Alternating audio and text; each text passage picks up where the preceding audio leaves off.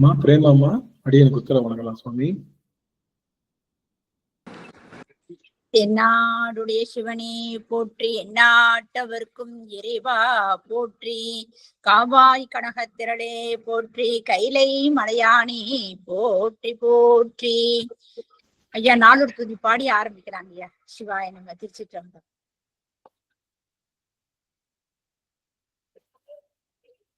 தென்னாடுடைய சிவனே போற்றி, எந்நாட்டவர்க்கும் இறைவா போற்றி,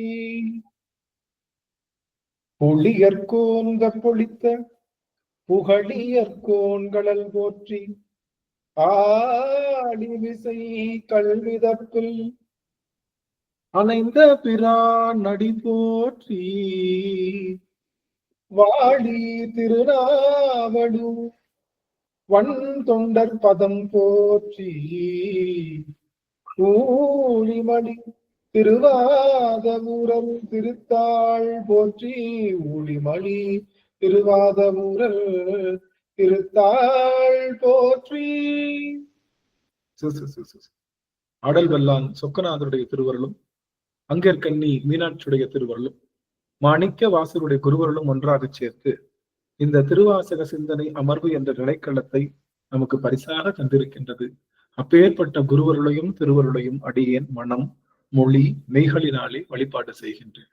மேலும் இங்கு குழுமி இருக்கக்கூடிய அத்துணை அடியார் பெருமக்களுடைய திருவடி தாமரைகளையும் அடியேன் சென்னிமேல் சூட்டி மகிழ்கின்றேன். திருச்சிற்றம்பலம். சிவாயிரம் சிவாயிரம். சொக்கநாத வெண்பா.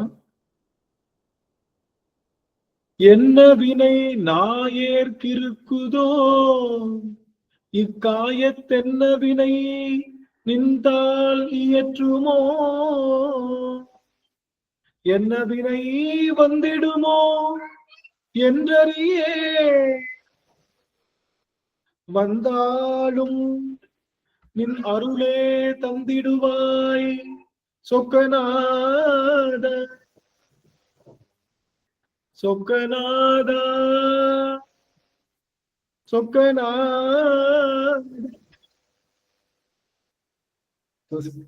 சொக்கநாதருடைய பெரும் கருணையினாலே நாம் இந்த திருச்சாடல் என்ற அந்த பதிகத்தை தொடர்ந்து சிந்தித்து வருகின்றோம். அந்த வகையிலே இன்றைய தினம் நாம் சிந்திக்க இருக்கக்கூடிய பாடல் அல்லியம்மா திருவடி வணங்கி. ஆக அந்த வகையிலே நாம் இன்று சிந்திக்க இருக்கக்கூடிய பாடல் என்பது 15வது பாடல் நம்ம இன்னைக்கு பார்க்க இருக்கின்றோம். திருவாசகத்திலே 12வது பதிகம் மன்னிக்கணும். ஆமா 12வது பதிகத்துல திருச்சாடல்ல 15வது பாடலுக்குள்ள வந்துட்டோம். இந்த திருவாசக திருச்சாடல் அப்படிங்கிற அந்த பதிகம் நமக்கு எதை தருகின்றது அப்படின்னு பார்த்தோம்னா, திருச்சாடல் அப்படின்ற அந்த பதிகம் நமக்கு தருகின்றது பதிமுதன்மையை பறைசாற்றியது. அதாவது பதியாகிய இறைவன் ஒருவனே என்ற அந்த முறைமையை பறைசாற்றியது. அந்த ஒருவனும் சிவபெருமானே என்று சொல்லுகின்ற ஆற்றலை நமக்கு தருவது இந்த திருச்சாடல். இந்த திருச்சாடல் ஒரே ஒரு சாமி அடியார்கள் ஒரே அமைச்சர் சொல்லுங்க வந்துடுறேன்.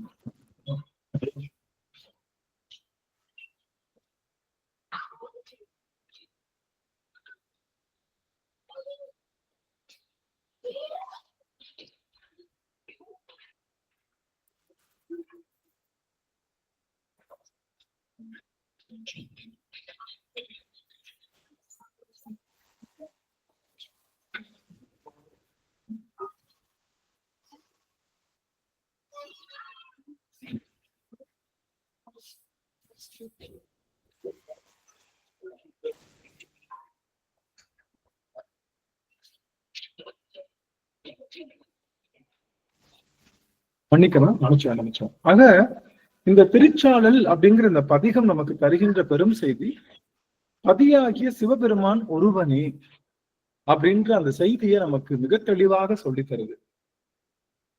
அந்த சிவபெருமானிடம் இருக்கக்கூடிய பொருள்களுடைய அந்த தன்மை புகழை நமக்கு சொல்லுது. சிவபெருமான் இருக்கக்கூடிய ஒவ்வொரு பொருளையும் அந்த பொருளுக்கான தன்மையையும் நமக்கு மிகச்சிறப்பாக விளக்குவதாக அமைவதுதான் திருச்சாடல். இறைவன் ஒருவன் தான். அந்த ஒருவனை நாம வழிபாடு செய்யறோம். அவன்தான் சிவபெருமான். வேற யாரும் நமக்கு தலைவன் இல்லை. ஆனாலும் இத்தனை மூர்த்தங்கள் இருக்கே, நிறைய வடிவங்கள் இருக்கு. நீங்க பாத்தீங்கன்னா பிரமன் இருக்காரு. நீங்க பாத்தீங்கன்னா இந்துக்களுடைய சமயத்துல, நம்மளுடைய சமயத்துல நிறைய உருவ வழிபாடுகள் இருக்கு.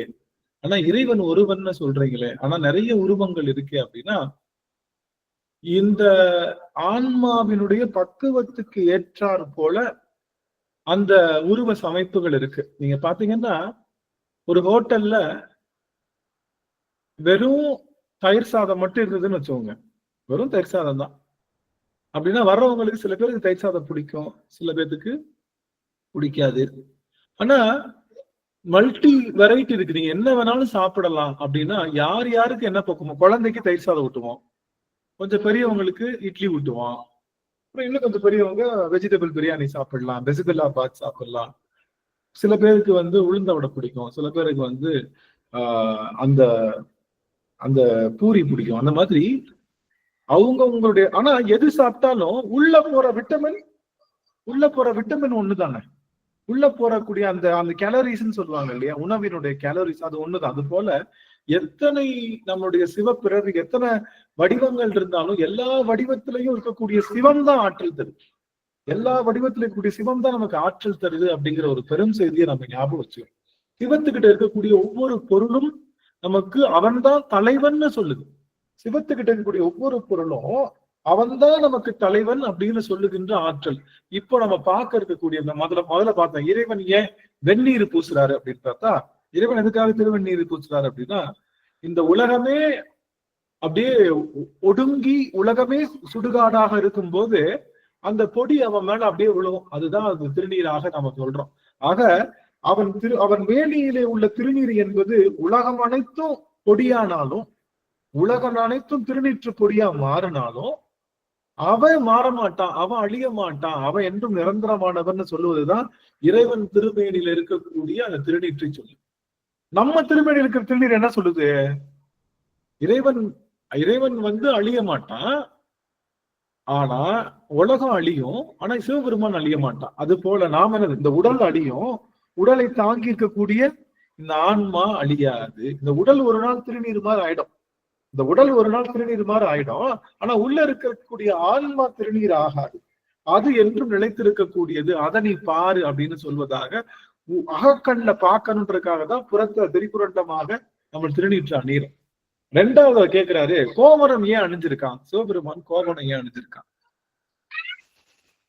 சிவபெருமான் கோவணம் அணிந்ததற்கான காரணம், அந்த 4 வேதங்கள் அவரிடம் அடைக்கலமாக புகுந்தன. 4 வேதங்களும் சிவபெருமானை கட்டி அணைத்து கொண்டது. 4 வேதங்கள் தான் அது கோவணமாக இருக்கு. சிவபெருமானுக்கு கோவணம் என்பது 4 வேதங்கள் அப்படின்னு கோவணத்துக்கான அர்த்தம் சொல்றாங்க.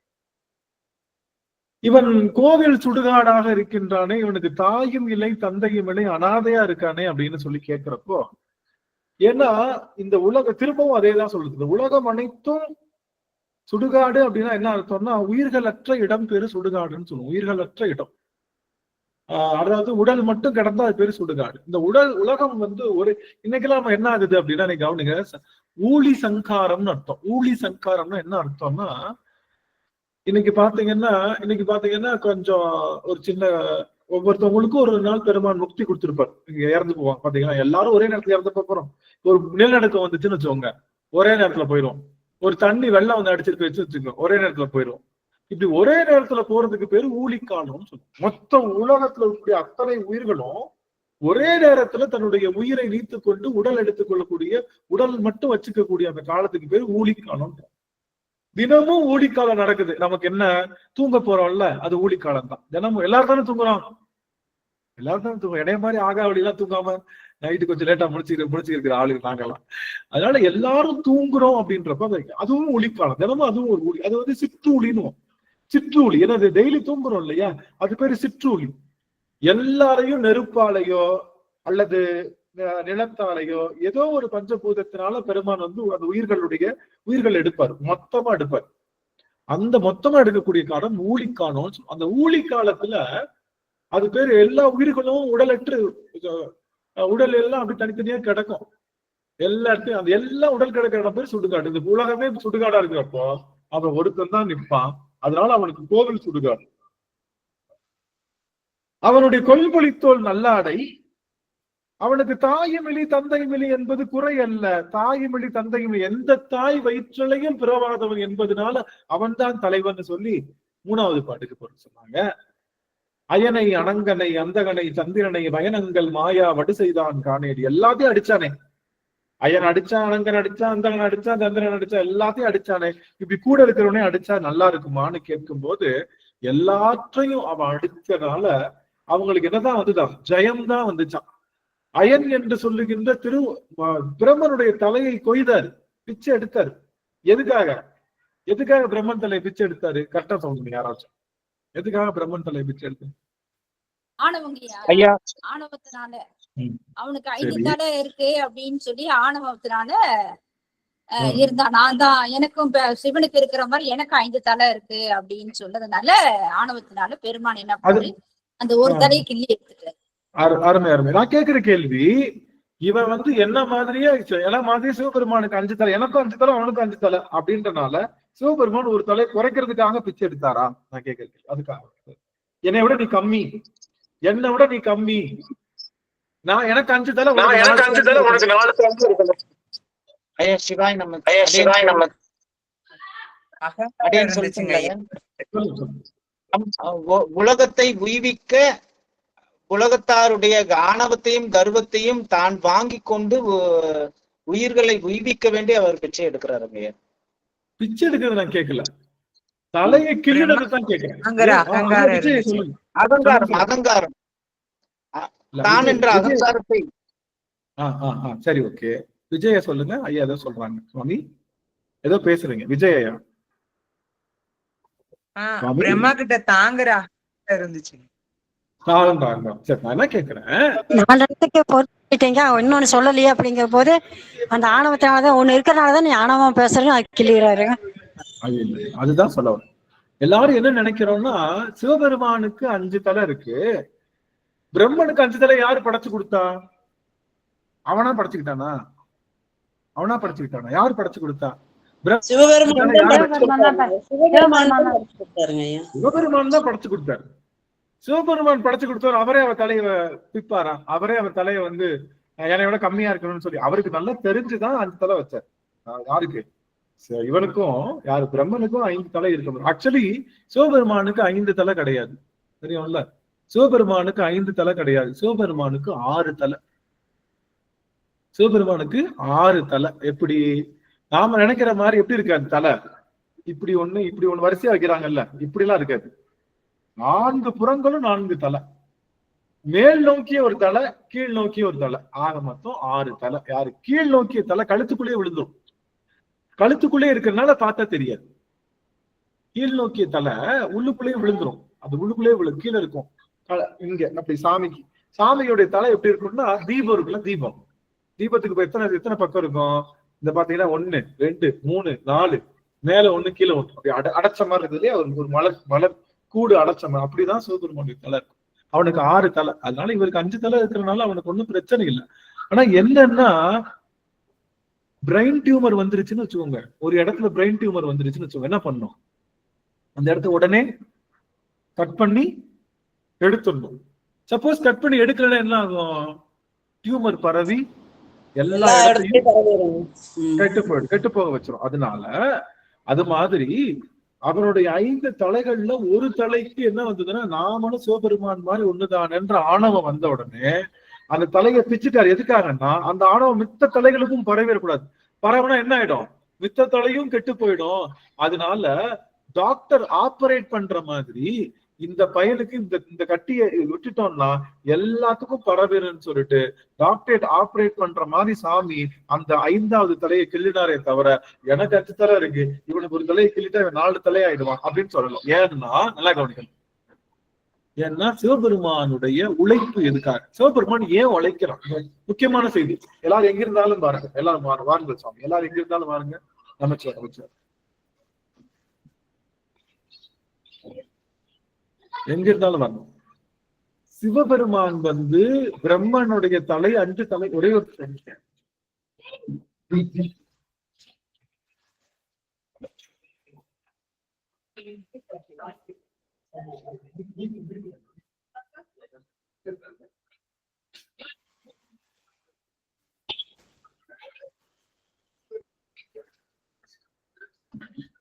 ஆக சிவபெருமானுடைய தலை 5 தலை. எல்லாரும் எப்படி கற்பிக்கிறாங்க பாடம்னா, சிவபெருமானுக்கு 5 தலை இருக்கு, அதனால இவன் ஒரு தலையை கிள்ளிட்டான், பாரு என்னை விட நீ கீழே இருக்கு அப்படின்னு சொல்றதுக்காக கிள்ளு நான் தான் எல்லாரும் சொல்றாங்க. அப்படிதான் நீங்க நினைச்சுக்கிட்டு முன்னாடி வரீங்க, கிட்டத்தட்ட அப்படித்தானே.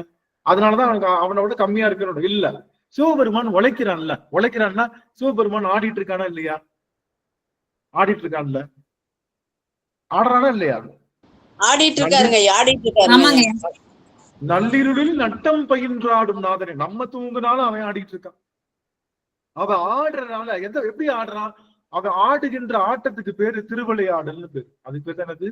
திருவிளையாடல் பேர். அவன் என்ன திருவிளையாடல் பண்றான்னா 3 தொழில் பண்றான். எதுக்கு? உடம்புக்கு படைத்தல், காத்தல், ஒடுக்குதல், 3 தொழில். ஆன்மாவுக்கு மயத்தல். இந்த 5 வேலையை செய்யறதுக்காகத்தான் யார படைச்சான்? பிரம்மனை படைச்சான், திருமாலை படைச்சான், உருத்திரனை படைச்சான், மாகேஸ்வரனை படைச்சா, சதாசிவனை படைச்சான். இந்த 5 பேர் 5 வேலை பாக்குறான். எதுக்காக இந்த 5 வேலை பண்றான் சாமி? யாருக்கு பண்றான்? உயிர்களுக்கு பண்றான். என்ன எதுக்காக பண்றான்?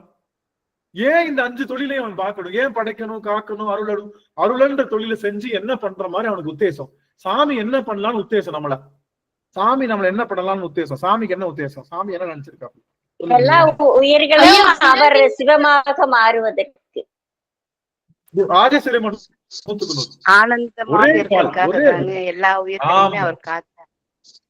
எல்லா உயிரும் யார் மாதிரி ஆகணும்? யார் மாதிரி ஆகணுமா? சிவபெருமான் தன்னை போலவே இந்த உயிர் வரணும்னு அவன் நினைச்சு 5 தொழிலும் பார்த்துட்டு. அப்படி நினைக்கிறவன் எனக்கு சமமாகணும்னு இந்த ஆன்மாவுக்காக வேலை பார்த்துக்கிட்டு இருக்கிற சிவபெருமான் பிரம்மன் 5 தலை வச்சிருந்தா நம்மள மாதிரி இருக்கான்றக்காக கிள்ளிருக்கானா? இல்ல. பிரம்மனுடைய அந்த தலையில இருக்கக்கூடிய அந்த ஆணவம் என்ற அந்த விஷம் மற்ற இடங்களுக்கு பரவிடக்கூடாதுன்னு சொல்லிட்டு வேக வேகமா அதை கிள்றான். புரியுதுங்களா? அந்த அவனுக்கு தனக்கு சமமா வரணும் தான் நினைக்கிறான். நல்லா புரிஞ்சுக்கோங்க. தனக்கு சமமா வரணும் தான் நினைக்கிறான். எதுல சமமா வரணும்? நீங்க எப்ப சமமா, இப்ப பாத்தீங்கன்னா சில சிவனடியார்களா இருக்கட்டும், சில ஆதீனங்களா இருக்கட்டும், சில வேறா இருக்கட்டும், அவங்க என்ன சொல்றாங்கன்னா தன்னைத்தானே என்ன சொல்றாங்க? நான் தான் சிவபெருமான், நான் தான் சிவம். நீங்க கேட்கலாம், ஏங்க அதுக்கு தானே கஷ்டப்படுறாரு, அவங்க அதுக்கு தானே உழைக்கிறாங்க, அதுவும் கரெக்டு தானேன்னு கேட்டேன். எதுல தான் சிவம்னா நீங்க எதுல காட்டணும் தெரியுமா? நல்லா கவனிங்க.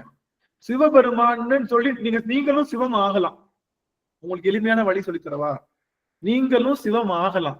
உங்களுக்கு எளிமையான வழி என்ன தெரியுமா?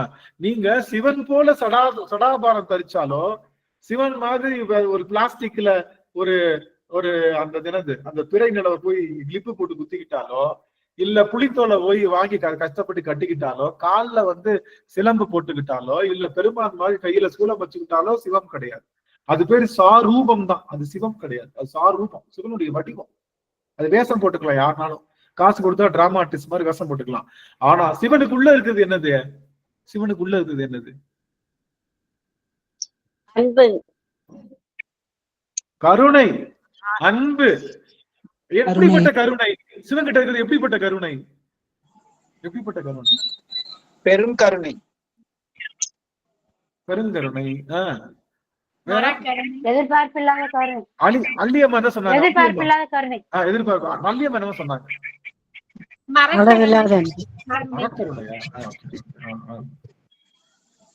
ஐயா உயர்வு தாழ்வு இல்லாத கருணைங்க ஐயா. ஓகே ஓகே, அது உயர்வு தான். நான் சொல்லவா? இப்ப சொல்லவா? பெருமான் இருக்கக்கூடிய கருணை என்ன தெரியுமா? பெருமான் இருக்கக்கூடிய கருணை என்ன தெரியுமா? மாறாத கருணை. அவன் இருக்கக்கூடிய கருணை என்னது? மாறாத கருணை. நம்ம கிட்ட இருக்கக்கூடிய கருணை எல்லாம் என்ன கருணை? மாறிட்டு இருக்கிற கருணை. நாம என்ன பண்ணுவோம்? நல்லா கவனிச்சிருக்கீங்க, பாத்துறீங்களா? நாம என்ன பண்ணுவோம்? ஒரு வட்டக நிறைய பிரதோஷத்தன்னைக்கு புளி சாதத்தை கட்டிட்டு கொண்டு போயிடுவோம். எங்க? கோயிலுக்கு கொண்டு போயிடுவோம். கொண்டு போய் நாம என்னமோ கருணையினுடைய கடல் மாதிரி, தாராள பிரபு மாதிரி வர்றவங்களுக்கு எல்லாம் வாரி வாரி கொடுப்போம். எதை? புளி சாதத்தை கொடுப்போமா இல்லையா? புளி சாதத்தை கொடுப்போம். கொடுத்து எல்லாம் வாங்கிட்டே இருப்பாங்க. ஒருத்தர் வாங்கிட்டு போறாரு. ஒருத்தர் என்ன பண்றாரு? வாங்குறவரு கையில ரெண்டு கிண்ணத்தோட வர்றாரு. அம்மா வீட்டுல ஒருத்தவங்க இருக்காங்க, வயசானவங்க, அவங்களுக்கும் சேர்த்து கொடுத்துக்கிறேம்மா அப்படின்னு சொல்லி வாங்குறோம். நம்ம இன்னும் சரி, நம்மளும் கருணையாளர் தானே, உடனே போட்டுரும். போட்டு வச்சுட்டோம், போட்டு கொடுத்துட்டோம். திரும்ப அவர் வர்றாரு, அவர் திரும்பவும் அதே கியூல நின்று வாங்க வர்றாரு. அம்மா இன்னும் கொஞ்சம் போடுதுமா, கொஞ்சம் சாப்பாடு தேவைப்படுதுமா அப்படின்னு கேக்குறாரு. நம்ம என்ன பண்ணுவோம்? சரி போடும். அதே ஆளு அப்படி திரும்ப 3வது தடவை கியூல வர்றாரு. என்ன பண்ணுவோம்? ஏங்க அப்பதானங்க போட்டோம், எதுக்கு மேலேங்க வருது அப்படின்னு கேட்போம். கேட்டுட்டு சரின்னு போட்டுருவோம். நம்ம தானே தாராள பிரபுவாச்சே, நம்ம தான் கருணையினுடைய கடல் ஆச்சு, போட்டுருவோம். நான் அடுத்த தடவையும் வராரு, 10 நிமிஷம் கழிச்சு வரும். அதே ஆளு அதே 2 சட்டி வச்சுட்டு அம்மா இதை கொஞ்சம் போடுங்களேன், தூக்குவல்ல கொஞ்சம் போடுங்களேன்னு கேட்டா என்ன சொல்லுவோம்? என்ன சொல்லுவோம்? உண்மையை வாங்கிட்டே இருக்கிறீங்க, சும்மா சும்மா வந்து வாங்கிட்டு இருக்கிறீங்களே ஐயா, எல்லாத்துக்கும் வேணும் இல்ல? உனக்கு மட்டும் கொடுத்தா மத்தவங்களுக்கு கொடுக்க வேண்டாம். உனக்கு மட்டும் தான் கொடுக்கணுமா? கொடுக்கறதுக்காக வந்திருக்கேன் நான், எல்லாத்துக்கும் கொடுக்கத்தானே வந்திருக்கேன். நீ மட்டும் வாங்கிட்டு போனா உங்க வீட்டாளுக்கு மட்டும் இருந்தா நம்மளுடைய எண்ணம் என்ன தெரியுமா? நிறைய பேத்துக்கு கொடுக்கணுமே தவிர வயிறார யாராவது சாப்பிடணும்ன்ற எண்ணம் கிடையாது. எத்தனை பேத்துக்கு கொடுத்தோன்ற கணக்கே தவிர ஒண்ணுமே இல்ல. என்ன பண்ணாங்க இப்ப இதுதான். ஆனா கருமான் வந்து அப்படி நாம என்ன பண்ணோம்? 1ஆம் கிளாஸ் படிக்கிறப்போ பென்சில் கேட்டு எழுதும், 10ஆம் கிளாஸ் படிக்கிறப்ப நல்ல மார்க் கேட்டு எழுதும், 20 வயசுல நல்ல வேலை வேணும்னு கேட்டு எழுதும், 25 வயசுல மனைவி வேணும்னு கேட்டு எழுதும், அடுத்து 27 வயசு நல்ல குழந்தை வேணும்னு கேட்டு எழுதும், அப்புறம் எனக்கு வீடு வேணும்னு கேட்டோம், காடு வேணும்னு கேட்டோம். இப்படி ஒவ்வொரு நாளும் ரெண்டு பாத்திரத்தை எடுத்துட்டு போய் கொஞ்சம் புளி சாதம் நம்ம கேட்டுட்டே இருக்கோம். ஒரு நாளாவது அவன் என்ன பண்ணிருக்கான்? டேய் உனக்குதான் போன வாரம் கொடுத்தேன்ல, இந்த வாரம் கேக்குறியா, அறிவு இல்லையா, போடான்ட்டு அப்படின்னு சொல்லுவானா? சொல்ல மாட்டான். அவன் என்ன சொல்லுவான்? இனி அடுத்த பிறவியில 3 பாத்திரத்தை தூக்கிட்டு வந்தாலும் போடுறதுக்கு தயாரா இருக்கு. அடுத்த பிறவியில, அதுக்கு அடுத்த பிறவியில தினமும் 5 பாத்திரத்தை கொண்டு வந்து எனக்கு போடுன்னு சொல்லி கேட்டாலும் முகம் சுளிக்காம போடுறதுக்கு தயாரா இருக்கனால அவனுடைய கருணை என்பது மாறாத கருணை. அவனுடைய கருணை என்பது என்னது? மாறாத கருணை. மகாபாரதத்துல ஒரு பெரிய மலை இருந்தது. என்ன சொன்னா இந்த மலை என்ன சொன்னா? கர்ணன் தான் உயர்ந்த கொடைவல்லல் அப்படின்னு சொன்னார். யார்கிட்ட? அர்ஜுனன்ட்ட சொன்னோடனே அர்ஜுனன் சொன்னா, அது எப்படி கிருஷ்ணா நீ இப்படி சொல்லலாமா? எங்க கூட இருந்துகிட்டு எங்க எதிரியை போய் நீ வாழ்த்துறியே, இப்படி சொல்லலாமா? நீ பெரிய அவன் தான் கொடைவல்லல் பாலினான். இல்ல அவனை விட நாங்க கொடைவல்லல் அப்படின்னா. சரி ஓகே, எப்படி? இந்த பெரிய மலை இருக்குல்ல, இந்த மலைய வெட்டி கொடுத்துரு, எல்லாத்துக்கும் வெட்டி கொடுத்துரு. மலையில இருக்கக்கூடிய அந்த வளங்கள் எல்லாத்தையும் வெட்டி கொடுத்துரு. எல்லாத்துக்கும் கொடுத்தேன்னா நான் யாரு வேகமா கொடுக்குறாங்களோ அவங்களை நான் ஒத்துக்கிறேன் அப்படின்னு. சாயங்காலம் 6 மணிக்குள்ள நீ கொடுத்து முடிச்சிடணும்னா இவனும் என்ன பண்ணா? நாங்க தான் பலசாலிகளாச்சேன்னு பீமனும் நகுலனும் சகாதேவனும் தர்மனும் அர்ஜுனனும் எப்படியாச்சும் இதை வெட்டி கொடுக்கணும். வந்தவங்களுக்கு எல்லாம் வெட்டி கொடுக்குறா. மலையை போய் ஒரே நாள்ல வெட்ட முடியுமா? நைட் ஆயிடுச்சு, 6 மணி ஆகுது, 5:55 ஆயிடுச்சு. என்னப்பா இப்படி ஆயிடுச்சு அப்படின்னு சொல்லி கேக்குறப்போ அப்படி சலிச்சுட்டாங்க. சாமி எங்களால முடிஞ்ச இவ்வளவுதான், நாங்க கொடுத்துருக்கோம், எங்களை மாதிரி யாரும் கொடுக்க முடியாது சாமி, கொஞ்சம் பொறு, வாப்பா கருணாங்க வா, இந்த மலையை நான் உனக்கு தர்றேன். நீ என்ன பண்ணு, நாளைக்கு சாயங்காலம் 6 மணிக்குள்ள இது என்ன பண்ணிடணும், இந்த மலைய எல்லாருக்கும் கொடுத்துரு, யாருக்கு கொடுத்தது பண்ண அப்படின்னா. சரின்னு சொன்னான். ஒருத்தர் வந்தாராம், வந்து ஐயா கொஞ்சம் எனக்கு இந்த மலையில வளங்கள் தாங்கன்னு கேட்ட உடனே என்ன சொன்னாரா, இந்த கர்ணன் பார்த்துட்டு இந்த மலையே உனக்கு தான் சொந்தம், எடுத்துக்க அப்படி சொல்லிட்டு போயிட்டார். வெட்டி எல்லாம் கொடுக்கல. ஆமா, இந்த மலையே உனக்கு சொந்தம் போயிடும். ஒரு ஆளுக்கு இவங்க வந்தவங்க என்ன பண்ணாங்க, எல்லாத்துக்கும் பகிர்ந்து கொடுக்க நினைச்சாங்க, மொத்தமா கொடுக்கணும்னு நினைக்கலையே. யாரு? அர்ஜுனனும் அந்த பஞ்ச பாண்டவர்கள் மொத்தமா கொடுக்கணும்னு நினைக்கலையே. யாரோ ஒருத்தங்க வந்தாங்கன்னா, எப்பா இந்த மலை உனக்கு தான்ப்பா சொந்தம், ஒரு நிமிஷத்துல அந்த மலையை கொடுத்துட்டு போயிருக்கலாம். இதை வெட்ட வேண்டிய அவசியம் இல்ல, 5 பேரு மாங்குன்னு காலையில இருந்து வெட்டி போட அவசியம் இல்ல. அது மாதிரி சிவபெருமான் என்ன பண்றான், தன்னுடைய அருள் மலைய எவனாவது கேட்க மாட்டானா வச்சு அவன் நினைச்சிட்டு இருக்கான். தன்னுடைய அருள்மலையை கொடுப்பதற்காக எவனாவது கேட்க மாட்டானான்னு கேட்கிறோம். நாம என்ன பண்றோம், அருள்மலையை தவிர மத்த எல்லாம் கேட்கிறோம், கொடுத்துட்டே இருக்கா. மணிவாசகர் போன்ற அருளாளர்கள்லாம் சுவாமி அருள்மலை வேணும்னு ஒண்ணு இதான் எடுத்துக்க.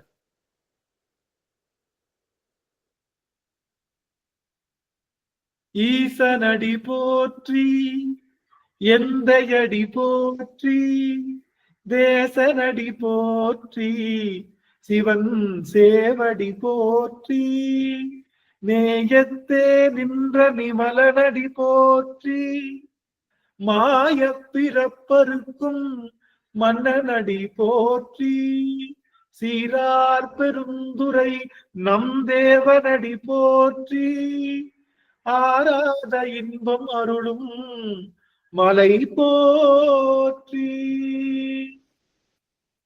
ஆராத இன்பம் அருளும் மலை. இறைவன் வச்சிருக்கிற மலை எப்படிப்பட்ட மலையா? ஆராத இன்பம். ஆராத இன்பம். ஆராத இன்பம் என்ன? எனக்கு ரொம்ப கேசரி பிடிக்கும், 1 கப்பு வச்சா சாப்பிடுவேன், 2 கப்பு வச்சா சாப்பிடுவேன், 3 கப்பு வச்சா சாப்பிடுவேன்.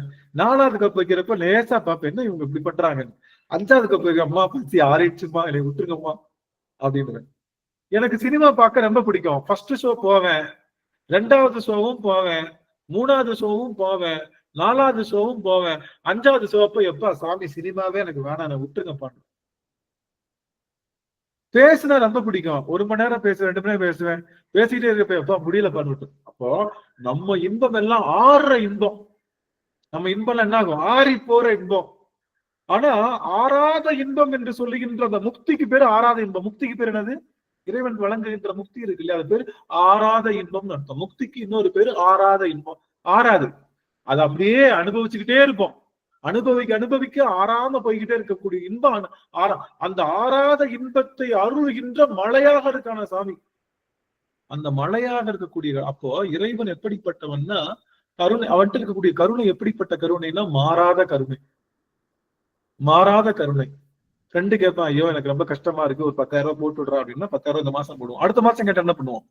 டேய் என்னடா, 1 தடவை கொடுக்கலாம், 2வது 3வது தடவை இங்க பாரு, இதே வேலையை வச்சுக்காத அம்மா, நான் லாஸ்ட் அதுக்கப்புறம் போட மாட்டேன் பாத்துக்க. 4வது தடவை கேட்டா போனை சுவிட்ச் ஆஃப் பண்ணி நம்பரை டெலீட் பண்ணிடுவோம். அவ்வளவுதானே? அதானே பண்ணுவோம், பிளாக் பண்ணிடுவோம் நம்பர். இவனுக்கு வேற வேலை கழுதே இல்லை. ஏன்டா உனக்கு நீதான் படிச்சிருக்கேல்ல, கை கால் நல்லா தானே இருக்கு, ஒரு வேலை பார்த்து சம்பாதிக்க வேண்டியதானே. மாசம் மாசம் இப்படி வந்து கையை இருந்து கேட்டுட்டு இருக்கிய, வெக்கமா இல்ல? கேட்போம்ல. 1 நாளாவது சாமி நம்மளை பார்த்து கேட்டுக்கிறேன், உனக்கு தான் கையும் காலும் கொடுத்துருக்கேன், உனக்கு தான் நல்ல மனைவி கொடுத்துட்டேன், வீடு கொடுத்துட்டேன், தேவையான சொத்து அப்படின்னு டெய்லி வந்து பிச்சை எடுக்கிறேடா. டேய் அப்படி இருந்தும் டெய்லி வந்து பிச்சை எடுக்கிறீங்க, எனக்கு அது வேணும் இது வேணும்னு கேட்டு பிச்சை எடுக்கிறீங்க, உனக்கு என்ன பண்ணலாம் அப்படின்னு ஒரு வார்த்தை கேட்டா எப்படி இருக்கும் நம்மளுக்கு? கேட்டிருப்பானா? கேட்க மாட்டான். ஏன்? அவங்கிட்ட இருக்கக்கூடிய புளியோதரை என்னைக்கும் தீராது, அதனால அள்ளி கொடுத்துட்டே இருப்பான். நம்ம கிட்ட இருக்கக்கூடிய புளியோதரை ஒரு வட்டகை தான், தீந்துருன்றனால கொஞ்சம் பயந்து பயந்து கொடுப்போம். அவங்கிட்ட இருக்கக்கூடிய அருள் இன்பம் ஒரு நாளும் அள்ள குறையாது. எனக்கு ஒரு மலையே கொடுத்துட்டாலும் அது குறையாது, எனக்கு ஒரு மலையே கொடுத்துட்டாலும் அது குறையாது. அப்போ சிவபெருமானுடைய அருள் கருணை உங்ககிட்ட இருந்தாதான் நீங்க சிவம். புரிஞ்சுக்கிட்டீங்களா? அவனுடைய அருள் கருணை. அப்படி அருள் கருணை என்ன அர்த்தம்? அருள் கருணைன்னு என்ன அர்த்தம்? எத்தனை தடவை தப்பு செஞ்சாலும் அவனை மன்னிக்கணும், எத்தனை தடவை தப்பு செஞ்சாலும் அவன் செஞ்ச செயலை மறக்கணும், அவனுக்கு அடுத்தடுத்து அருள் செஞ்சுக்கிட்டே இருக்கணும். பஞ்சமா பாதகம் பண்ணி நம்ம முன்னாடி நின்னாலும் சரி, என்னுடைய வேலை அருள் சேர்த்து உன் மேல கோவப்படுறது இல்லை. நம்ம மேல நாம செஞ்சது தப்புன்னு சிவபெருமான் ஒரு நாளாவது கோபப்பட்டிருந்தான்னு வச்சுக்கோங்க, அவன் இந்த உடம்பு நம்ம நல்ல பிறவி போன பிறவிகள்ல நல்ல நல்ல விஷயங்கள் செஞ்சனால்தான் இன்னைக்கு கண்ணு காது மூக்கெல்லாம் ஒழுங்கா வச்சு, நெற்றியில திருநீர் பூசுகின்ற குடும்பத்துல பிறக்க வச்சு, திருவாசகம் பேசுகின்ற இடத்துல வர்க்க வச்சு, இன்னைக்கு புதன்கிழமையும் வெள்ளிக்கிழமையான திருவாசகத்தினுடைய வாசனைக்காக நம்ம எல்லாரும் ஒற்றுமையா கூட்டக்கூடிய நிலைக்கு கொண்டிருக்காங்கன்னா நாம பல கோடி காலமாக சிவத்தை அனுபவிச்சிருக்கோம். இதுல இருந்தே தெரியும் நம்ம பல புண்ணியங்கள் செய்திருக்கோம்னு அர்த்தம்.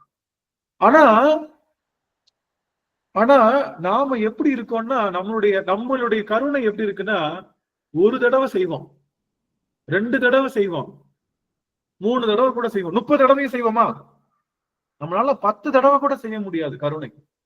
நம்ம கிட்ட என்னைக்கு யாருடைய குற்றமும் தெரியாம அவங்கள பார்த்தா அன்பும் கருணையும் ஊறுதோ அன்னைக்குத்தான் உள்ளுக்குள்ள சிவமாம் தன்மை வருதுன்னு அர்த்தம். என்னால எல்லாம் முடியலப்பா, எல்லாத்தையும் மறந்துடுறேன். அந்த படுபாவி அந்த ஒருத்தனை பார்த்தா மட்டும் தெரியல, அடியில நெருப்பை தூக்கி கொளுத்துற மாதிரி எரியுது கபகபார். என்ன கன்றாவே தெரியல. போன ஜென்மத்துல அவனுக்கு நமக்கு ஆகாது பட. எனக்கும் அப்படி ஒரு 2-3 பேர் இருக்காங்க. 2-3 பேர் எல்லாருக்கிட்டையும் அப்படியே அகம் குலைவேன். அந்த 3 பேரை பார்த்தா மட்டும் போதும். யார் அந்த 3 பேர் மட்டும் நீங்க கேட்க கூடாது. அது வந்து ரொம்ப ரகசியம், அது சொல்லக்கூடாது. பார்த்தா பத்திக்கிட்டு தெரியும் என்ன பண்றது, என்ன பண்றது, இதை மட்டும் நல்லா இருக்கானே, சாமிக்கு கண்ணே இல்ல போலயே. அப்ப என்ன அர்த்தம்? சிவமாம் தன்மையில குறை இருக்குன்னு அர்த்தம். அப்ப நம்ம அறிவுல குறை இருக்கு, சிவபெருமான்கிட்ட சரியா பாடம் படிக்கலன்னு அர்த்தம். அப்போ சிவமான் தன்மை எப்ப வரும்னா, எவ்வளவு கேடு கட்டவனா இருந்தாலும், நமக்கு குழி பறிச்சிருந்தாலும், நம்ம வாழ்வே கெடுத்திருந்தாலும், அவன் கெடுக்கல என் வாழ்க்கைய, நான் ஏற்கனவே செஞ்ச வினையின் மூலமாகத்தான் கெடுத்திருக்கேன். இவனுக்கும் அதுக்கும் சம்பந்தம் இல்லை, இவன் ஒரு கருவிதான், ஒன்னும் பிரச்சனை இல்லைன்னு நினைச்சு அவனை தூக்கி போட்டு அவனுக்கு அன்பு செய்யக்கூடிய ஆற்றலை நாம் கருவோமானால் அதுக்கு பேருதான் சிவமாம் தன்மை. குணத்தினாலதான் சிவமாகணும். உருவத்துல சிவமாம் ஆகிறதா ஒண்ணும் பெரிய விஷயம் இல்ல. நான் போயிட்டு எனக்கு சடாமுடி வேணும், எனக்கு திங்கள் வேணும், எனக்கு நீலகண்டம் வேணும், எனக்கு சூளம் வேணும், எல்லாம் பண்ணிக்கலாம். சாமி கொடுக்குறாரு, அதையும் கொடுக்குறாரு. அவங்க எல்லாம் சாரூபர்கள்னு பேர். நம்மளுடைய இவர் இருக்கார் இல்லையா, காலபைரவர். அதுக்கப்புறம் வந்து ஜலந்தரன் இல்ல, ஜலந்தரன் அசுரன். காலபைரவர் அவர்லாம் சாரூபர்.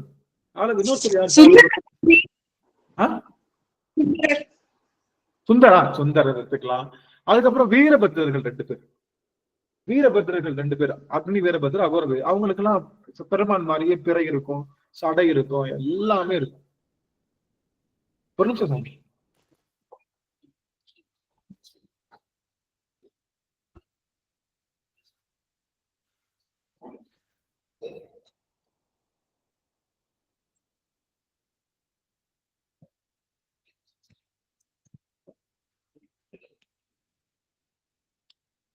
நமச்சிவன் அடுப்புல மக்காச்சோளம் போட்டுட்டு அப்படியே மறந்தா அப்படி வந்தாச்சு. சிவசு அது அப்படியே குபுன்னு என்னடா சுறுசுறு சத்தம் கேட்டுட்டே இருக்கு. நான் அப்பதான் பாத்துட்டு இருக்கேன். பார்த்தா அப்படியே ஆஃப் பண்ணா பார்த்துட்டேன். சரி, நமச்சிவன். இப்போ சாரூபம் பெற்றவர்கள் யாருன்னா, இவர்கள் எல்லாம் இறைவனுடைய வடிவத்தை பெற்றிருந்தாலும் அவங்க சிவமும் கிடையாது. சாயுஜ்யம் பெற்றவர்கள் தான் சிவம். சாயுஜ்யம் பெற்றவர்களை கண்ணால பார்க்க முடியாது, அவங்க சிவத்துக்குள்ள போய் ஒடுக்கிடுவாங்க. சாயுஜ்யம் பெற்றவர்கள். அப்போ சாமீபம், சாலோபம், சாரூபம், சாயுஜ்யம்னு 4 நிலை உண்டு. நீங்க சரியில நல்லா நின்னீங்கன்னா உங்களுக்கு என்ன கிடைக்கும்? சாமீபம் கிடைக்கும்.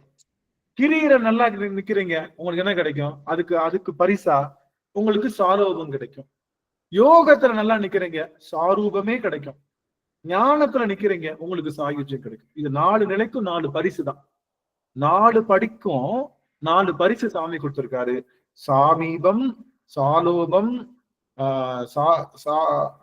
சாரூபம், சாயுஜ்யம்னு 4 நிலை. இந்த 4 படிக்கும் 4 நிலை கொடுத்திருக்கு. அப்போ சிவபெருமான் எதுக்காக நடனம் செய்கின்றான்? நீங்க தான் சொல்லணும்.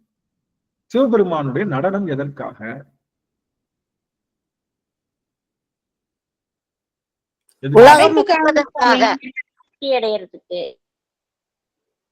எல்லாம் முக்தி அடையிறதுன்னா எனக்கு ஒரே வார்த்தை, படைத்தல் சுவாமி.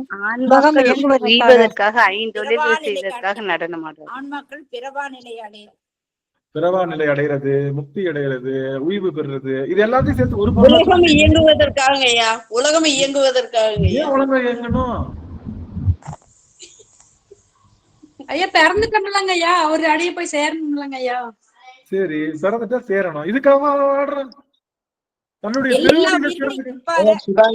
அவருடைய நாட்டியம் வந்து பஞ்சகிருத்தியம். பஞ்சகிருத்தியம். எல்லாரையும் நான் பெஞ்ச் மேல ஏறி நிக்க சொல்ல போறேன். இப்போ ஏன்னா நான் ஆன்சர் பண்ணிட்டு தான் சொல்லிருக்கேன். பஞ்சகிருத்தியம் கரெக்ட் தான், பஞ்சகிருத்தியம் கரெக்ட், உய்வு பெறும் கரெக்ட். ஆனா ஒரே ஒரு வார்த்தை முன்னாடி சொல்லிட்டு தான் கேக்குறேன். இப்ப நல்லா புரிஞ்சுக்கோங்க. ஆன்மாக்கள் உய்வதற்காக நடனம் ஆடுறாரு. கரெக்ட் தான். நான் ஒண்ணு சொல்றேன், கவனிங்க. அடுத்த முறை இதே கேள்வி கேட்பேன். கண்டிப்பா எல்லார் வீட்லயும் பெஞ்ச் வச்சுக்கணும். பெஞ்ச் மேல ஏறி நின்று தான் அப்புறம் கவனிக்கணும். நான் சொல்லிட்டேன், நான் இந்த அடுத்த முறை நாங்க தவறா சொல்றேன். ஏன்னா இது முக்கியமான செய்தி. அதுக்காக அடியர் கொஞ்சம் ஏன் சொல்றேன் அப்படின்னா, முக்கியம் என்ன செய்யணும்னா, இந்த ஆன்மாக்களை தன்னை போல் சிவமாக்குவது. அதுதான் வேலை. எதுக்கு ஆடுறான் அவன்? சிவபெருமான் ஆடுறது எதுக்காகன்னா, தன்னை போல் சிவமாக்கனால என்ன ஆயிடுச்சு? அவன் பிறப்பானா? பிறக்க மாட்டான். அப்ப பிறவாமை முடிஞ்சு போச்சு. அடுத்து உய்வு பெறுவான், உய்வு பெறுவது முடிஞ்சு போச்சு. எல்லாத்துக்கும் ஒரே ஆன்சர் வந்துருச்சு. எப்போ? சிவபெருமான் நாட்டியம் செய்வது எதற்காக? சிவபெருமான் திருநடனம் செய்வது எதற்காக? எதற்காக? இப்ப சொல்லுங்க. தன்னை போல் தன்னை போல மாறணும். திரும்ப சொல்லிக்கோங்க, ஒவ்வொரு முறையும் சொல்லிக்கோங்க. சிவபெருமானுடைய அந்த திரு ஆடல் காட்சி, அவனுடைய திருநடனத்தை, அவனுடைய நடராஜ மூர்த்தியை பார்க்கும் போதெல்லாம் இவன் கஷ்டப்பட்டு ஆடுறது அவனுக்குள்ள நம்ம புகுறதுக்காக, ஆடிக்கிட்டு இருக்கான்.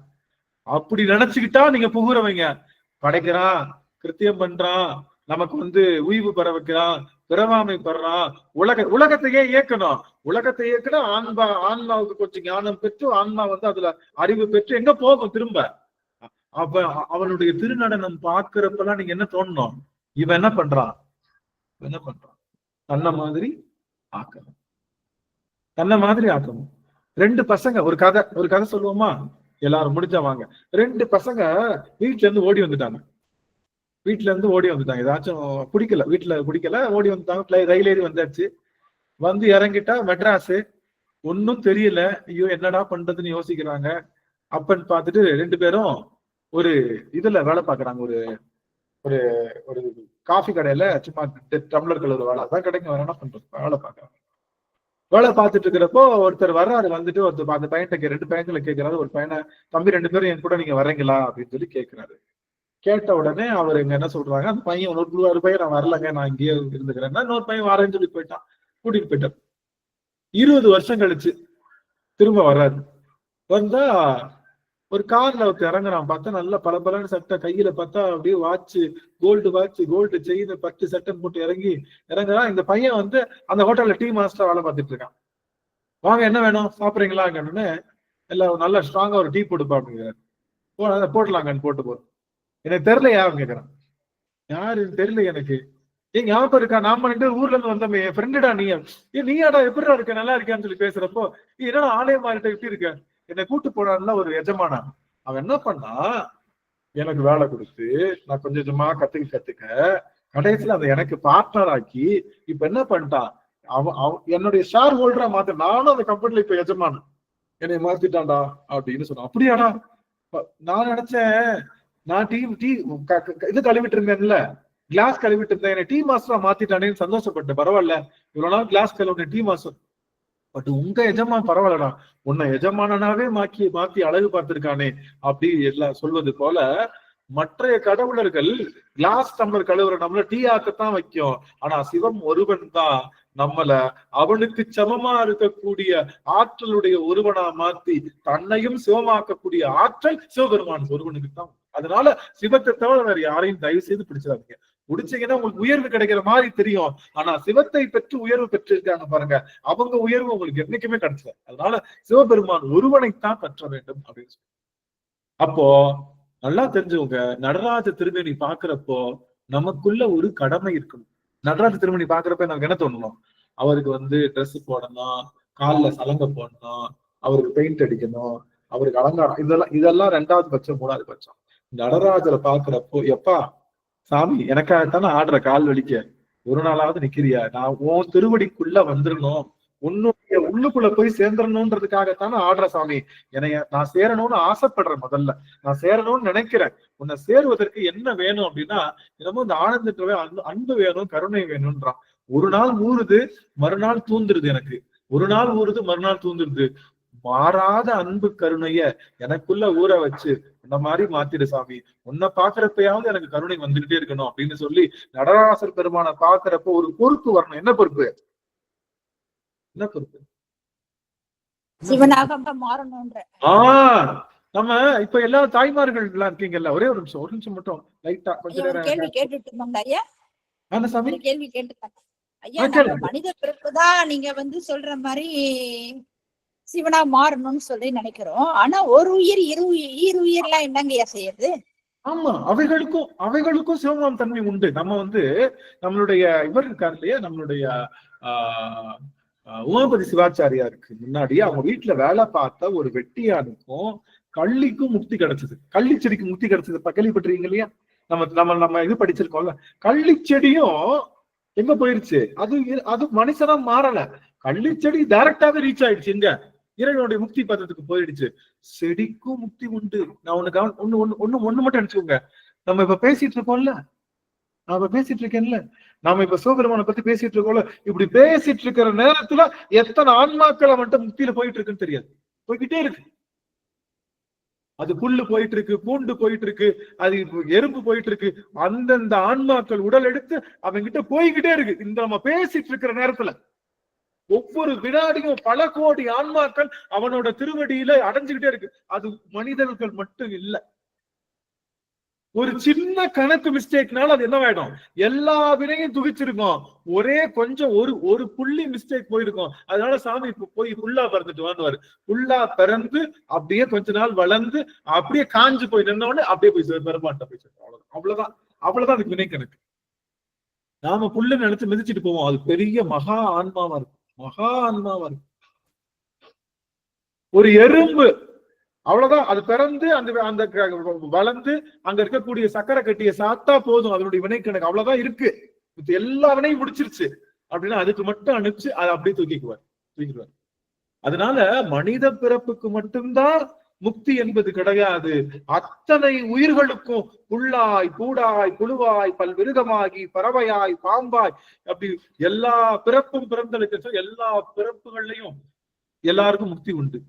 இதுல கவனிச்சிருக்கீங்களா? திருக்கழுக்குன்ற பதிகத்துல ஒரு பாட்டு கவனிச்சிருக்கீங்களா? இயக்கிமார் 63 என்குணம் செய்த ஈசனே. பாத்துறீங்களா? இயக்கிமார் 63 என்குணம் செய்த ஈசனே. இயக்கிமார்கள்லாம் யாரு? இயக்கிமார்கள்லாம் யட்சரர்களுடைய அந்த பெண்பாலினம். அரக்கனுக்கு பெண்பால் எது? அரக்கனுக்கு பெண்பால் அரக்கி. அரசனுக்கு பெண்பால் அரசி. மனிதனுக்கு பெண்பால்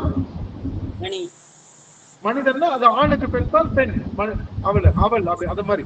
அப்படி அது போல எச்சரர்கள்னு சொல்லக்கூடிய கந்தர்வ இனத்துல ஒரு இனமாக இருக்கக்கூடிய ஒரு இனம். அந்த எச்சரர்களுடைய பெண்ணிடம் பேரு எச்சினிகள்னு சொல்லுவோம். அந்த எச்சினிகளை தமிழ்ல சொன்னா இயக்கிமார்கள்னு சொல்லுவாங்க. எச்சினிகளை இயக்கிமார்கள்னு சொல்லுவோம். அந்த இயக்கிமார்கள் 63 என்ன பண்ணானா? என்குணம் செய்து அவர்களை எடுத்துக்கொண்டானா சாமி. அப்போ நடனம், சிவபெருமானுடைய திருநடனம் பார்க்கும்போது நமக்கு என்ன தோணணும்? உங்களுக்கு கவனிக்க சொன்னேன். ஒரு நிமிஷம் எல்லாரும் கவனிங்களேன். ஒரே ஒரு நிமிஷம். வாய்ப்பு இருந்ததுன்னா நீங்க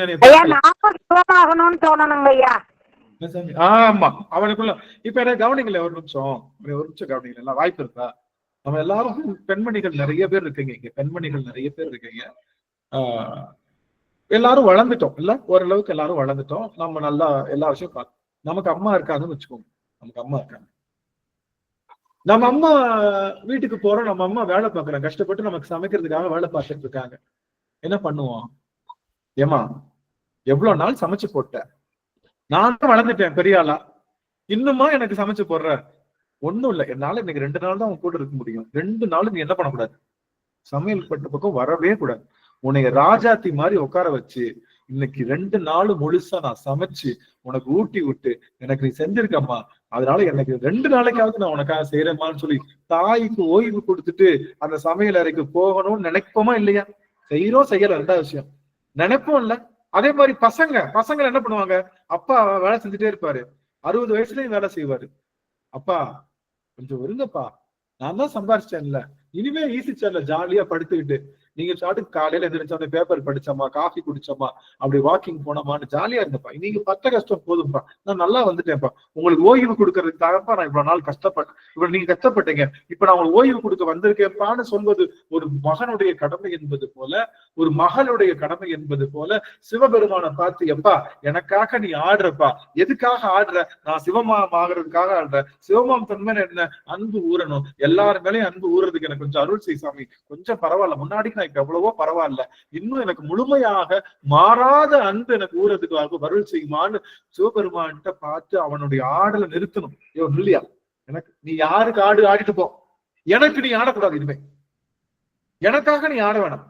நீ யாருக்கு ஆடுறீங்க? உன் கால் வலிக்கும் சாமி, எனக்காக எத்தனை பிறவி ஆடி இருக்க, ஒரு பிறவியா ரெண்டு பிறவியா? நான் கோடிக்கணக்கான பிறவிகள் செய்திருக்கேன். கோடிக்கான பிறவிலையும் படைத்து காத்து அழித்து ஒடுக்கி அருளல் செஞ்சு மறைத்தல் செஞ்சு எல்லாம் பண்ணிட்டு இருக்கேன்.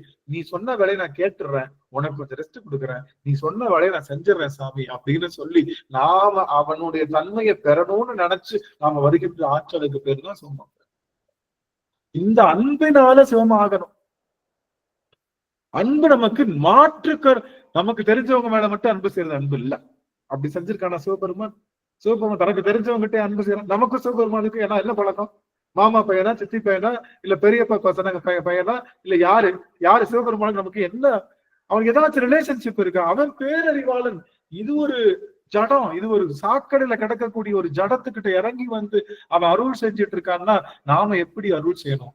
அப்ப அந்த அருள் தன்மையை வளர்த்துக்கணும்ன்றதுதான் சோமாந்தம். அப்ப சிவன் அது இருக்கு. அப்ப என்கிட்டையும் அது வரணும். புரியுதுங்களா? என்கிட்டையும் அது வரணும். தாய் கஷ்டப்படுறப்ப என்ன பண்ணுவான்? இந்த மாயை என்ன பண்ணுவானா, இந்த மாயைன்ற தாய் கஷ்டப்பட்டு நம்மளை வளர்க்கிறான். மாயை இருக்கால நம்ம தாய். மாயைனா யாரு? தனு கரண புவன பூவங்கள் இதெல்லாம். இந்த மாயை என்ற தாய் நம்மளை கஷ்டப்பட்டு வளர்க்கறது எதுக்காக? திரும்ப நாம இங்க வராம இருக்கிறதுக்காக. நான் கஷ்டப்பட்டேன் தங்கம், நீ என்ன பண்ணணும்? அமெரிக்கால போய் நல்லபடியா இருக்கணும். நான் கஷ்டப்பட்டேன், நீ நல்லா எந்த வித கஷ்டமும் இல்லாம நீ நல்லா இருக்கணும் அப்படின்னு சொல்லி தாய் கஷ்டப்பட்டு தமையனை உயர்த்தது போல மாயை கஷ்டப்பட்டு நம்மளை உயர்த்துறா. அப்படி கஷ்டப்பட்டு அம்மா ரொம்ப கஷ்டப்படுறான். காலைல எந்திரிச்சு தையலுக்கு போறா, மத்தியானம் எந்திரிச்சு காய்கறி கடைக்கு போறா, சாயங்காலம் நைட் தூங்காம வேலை பார்த்துட்டே இருக்கா. இந்த பிள்ளை பெரியாள் ஆகி வரும்னு பார்த்தா இந்த பிள்ளை போயிட்டு திரும்பவும் எங்க வந்துருச்சு? இந்த திரும்ப வேலை பார்க்காத நிலைக்கே வந்துருச்சு. அவளுக்கு எப்படி இருக்கும்? கஷ்டமா இருக்கும்ல. அது போல நாமும் அந்த மாயை கஷ்டப்பட்டு, மாயை என்ற தாய் கஷ்டப்பட்டு பல அனுபவங்களை கொடுத்து எப்படியாச்சும் சிவமாகணும்னு அது முயற்சி செஞ்சு பண்ணோம். கடைசியில திரும்பி பார்க்கும், இது அடுத்து புல்லாவோ கூடாவோ எறும்பாவோ நாயாவோ பேயாவோ திரும்ப பிறந்தோம் பார்க்கும். இதுக்காக கஷ்டப்பட்டேன், திரும்பவும் கஷ்டப்படும். மாயை என்ற தாய் கஷ்டப்பட்டு நம்மளை பெருமானுடைய திருவடி நிழலுக்கு கூட்டி செல்வது போல நாமும் அவருடைய கஷ்டத்தை புரிஞ்சுக்கிட்டோம் அப்படின்னா நாம என்ன பண்ணணும்? தாய் கஷ்டத்தை புரிஞ்ச குழந்தை எப்படி நடந்துக்கிறோமோ அது போல நாம நடந்துக்கணும். நடராஜ திருமேனி பக்கத்துல போய் நின்னாலே கிட்டக்கிட்ட நடிக்கணும். சாமி இந்தா வந்துட்டேன் உங்ககிட்ட வந்துட்டேன் சாமி, நான் வந்துகிட்டே இருக்கேன், கவலைப்படாத வந்துடுறேன் சாமி, கால் வலிக்குமே இப்படி ஆடுறிய சாமி, எனக்காக ஆடுறிய அப்படின்ற எண்ணம் இல்லாம நம்ம என்ன பண்றோம்? ஆடல் கலை உட்காந்து ரசிச்சுட்டு இருக்கோம். நல்லா ஆடுறானே, ஆடு ஆடு ஆடு ஆடு, சூப்பரா ஆடு, நல்லா ஆடு அப்படின்னு ரசிச்சுட்டு இருக்கோம். அவன் ஆடுவது நம்மை உயர்த்துவதற்காக. எப்படி எங்க உயர்த்துவதற்காக?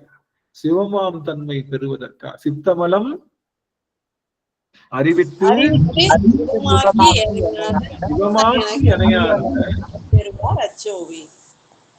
அப்படிப்பட்ட அந்த பெருமான் அவன் செய்கின்ற ஆடல் தொழில். அவன் இந்த உலகத்தை படைச்சது, பிரம்மனை படைச்சது, எல்லாத்தையும் படைச்சது, காத்தது, ஒழித்தது, அருள் மறைத்தல் எல்லாமே எதுக்காக? ஒரே ஒரு விஷயத்துக்காக. எதுக்காக? அவனை போல் நாம் ஆகணும். அவனோடு ஒன்றரை கலக்கணும். அதுக்காகதான். கடைசி வரைக்கும் நான் ஆக மாட்டேன், அவனுக்கு எனக்கு நாங்க போகவே முடியாது அப்படின்னு நினைச்சா அவனுடைய ஆட்டத்தை நாம் என்ன பண்றோம்? சரியா மதிக்கலன்னு. அப்படிப்பட்ட சிவபெருமானை பற்ற வேண்டும். சிவன் ஒருவன் தான் பெரியவன் அப்படிங்கிற அவர் தன்மையை பெற வேண்டாம். பாடலாமா? 15வது பாட்டுக்கு போகலாமா? கடகரியும் பரிமாவும் தேரும் உகந்து ஏறாதே, இடபம் உகந்தேறி ஆறு எனக்கு அரிய இயம்பேடி, தடமதில்கள் அவை மூன்றும் தளல் எளித்த அந்நாளில் இடபமதாய் தாங்கினால் திருமால் காசால். ஆடுங்க சுவாமி யாராவது.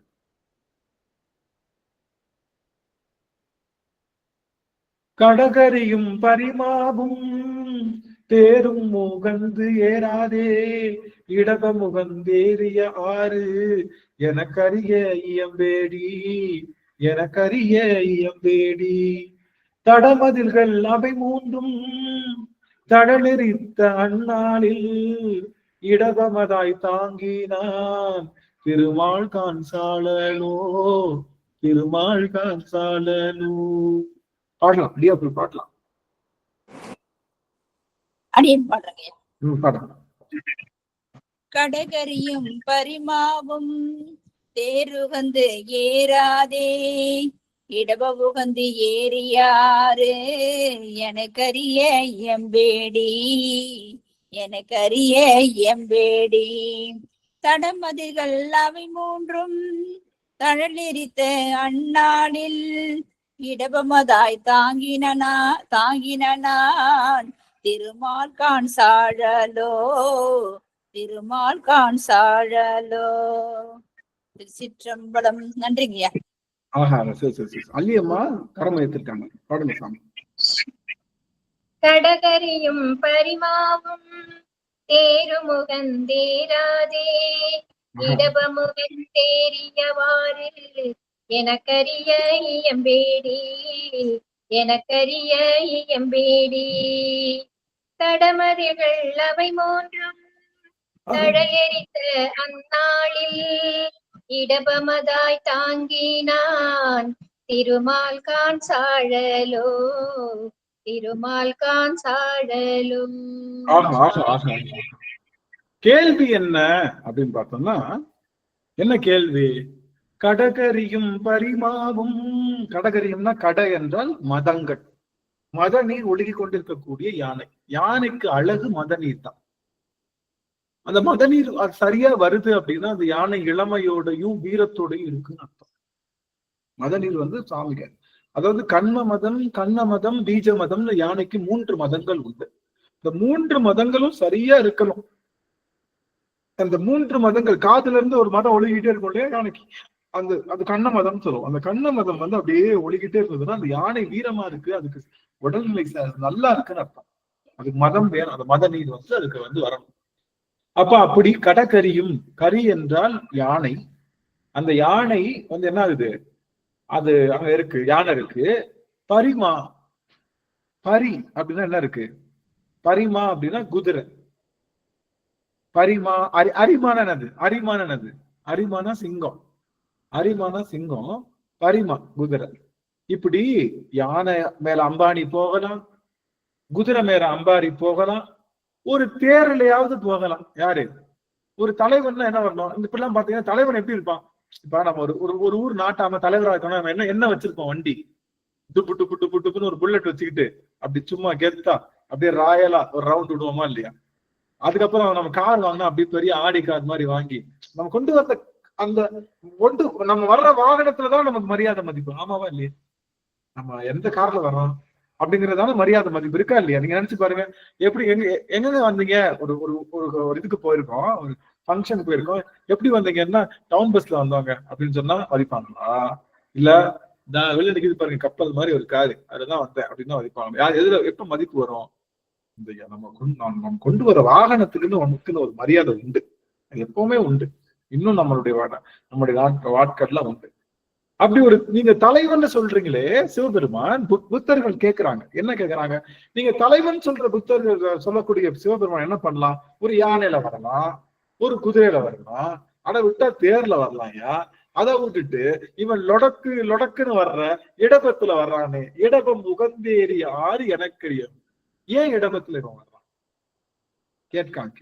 ஏன் இடபத்துல வர்றான்? சிவபெருமானுக்கு ஏன் இடபத்துல வர்றான் அப்படின்னா சொல்றாங்க, இவங்க இடப வாகனம் அப்படிங்கிறது சிவபெருமானுக்கு நிறைய இடப வாகனங்கள் உண்டு. முருகனுக்கு மயில் வாகனம் எத்தனை? முருகனுக்கு எத்தனை மயில் வாகனம்? முருகனுடைய மயில் வாகனம் எது? நீங்க தான் சொல்லணும். முருகனுடைய மயில் வாகனம் எது? என்னங்க இப்படி ஆகி போச்சு?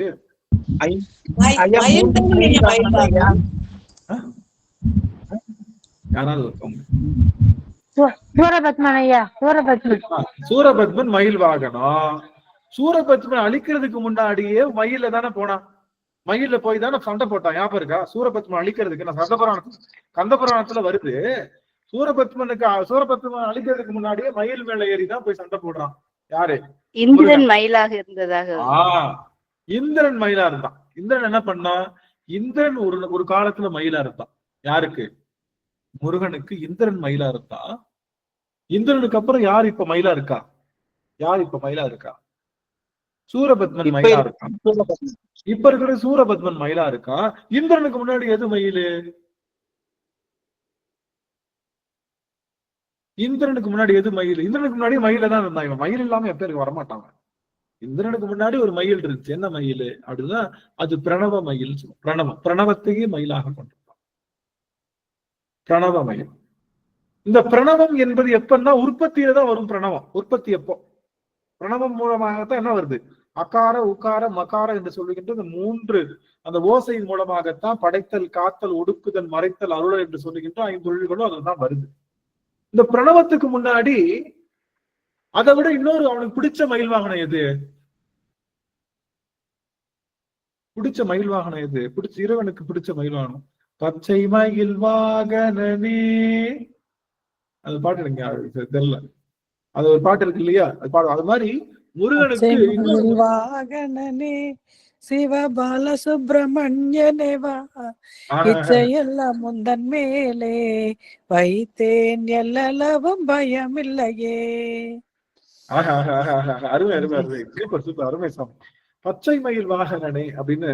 அப்போ அவனுக்கு சூரபத்மன் ஒரு மயில் வாகனம், அதுக்கப்புறம் இந்திரன் ஒரு மயில் வாகனம், அதுக்கு முன்னாடி பிரணவம் ஒரு மயில் வாகனம். இருந்தாலும் முருகனுக்கு பிடிச்ச ஒரு மயில் வாகனம் இருக்கு. எது? வள்ளி. வள்ளி மயில் வாகனம் இல்லையே. அவ இதுதானே கூட தானே வர்றான். அவ மயில் வாகனம் இல்லை. இருந்தாலும் அவனுக்கு பிடிச்ச மயில் வாகனம் ஒரு மயில் வாகனம் இருக்கு. என்னது? என்ன கேள்விங்கய்யா? முருகனுக்கு உகந்த மயில் வாகனம் எது?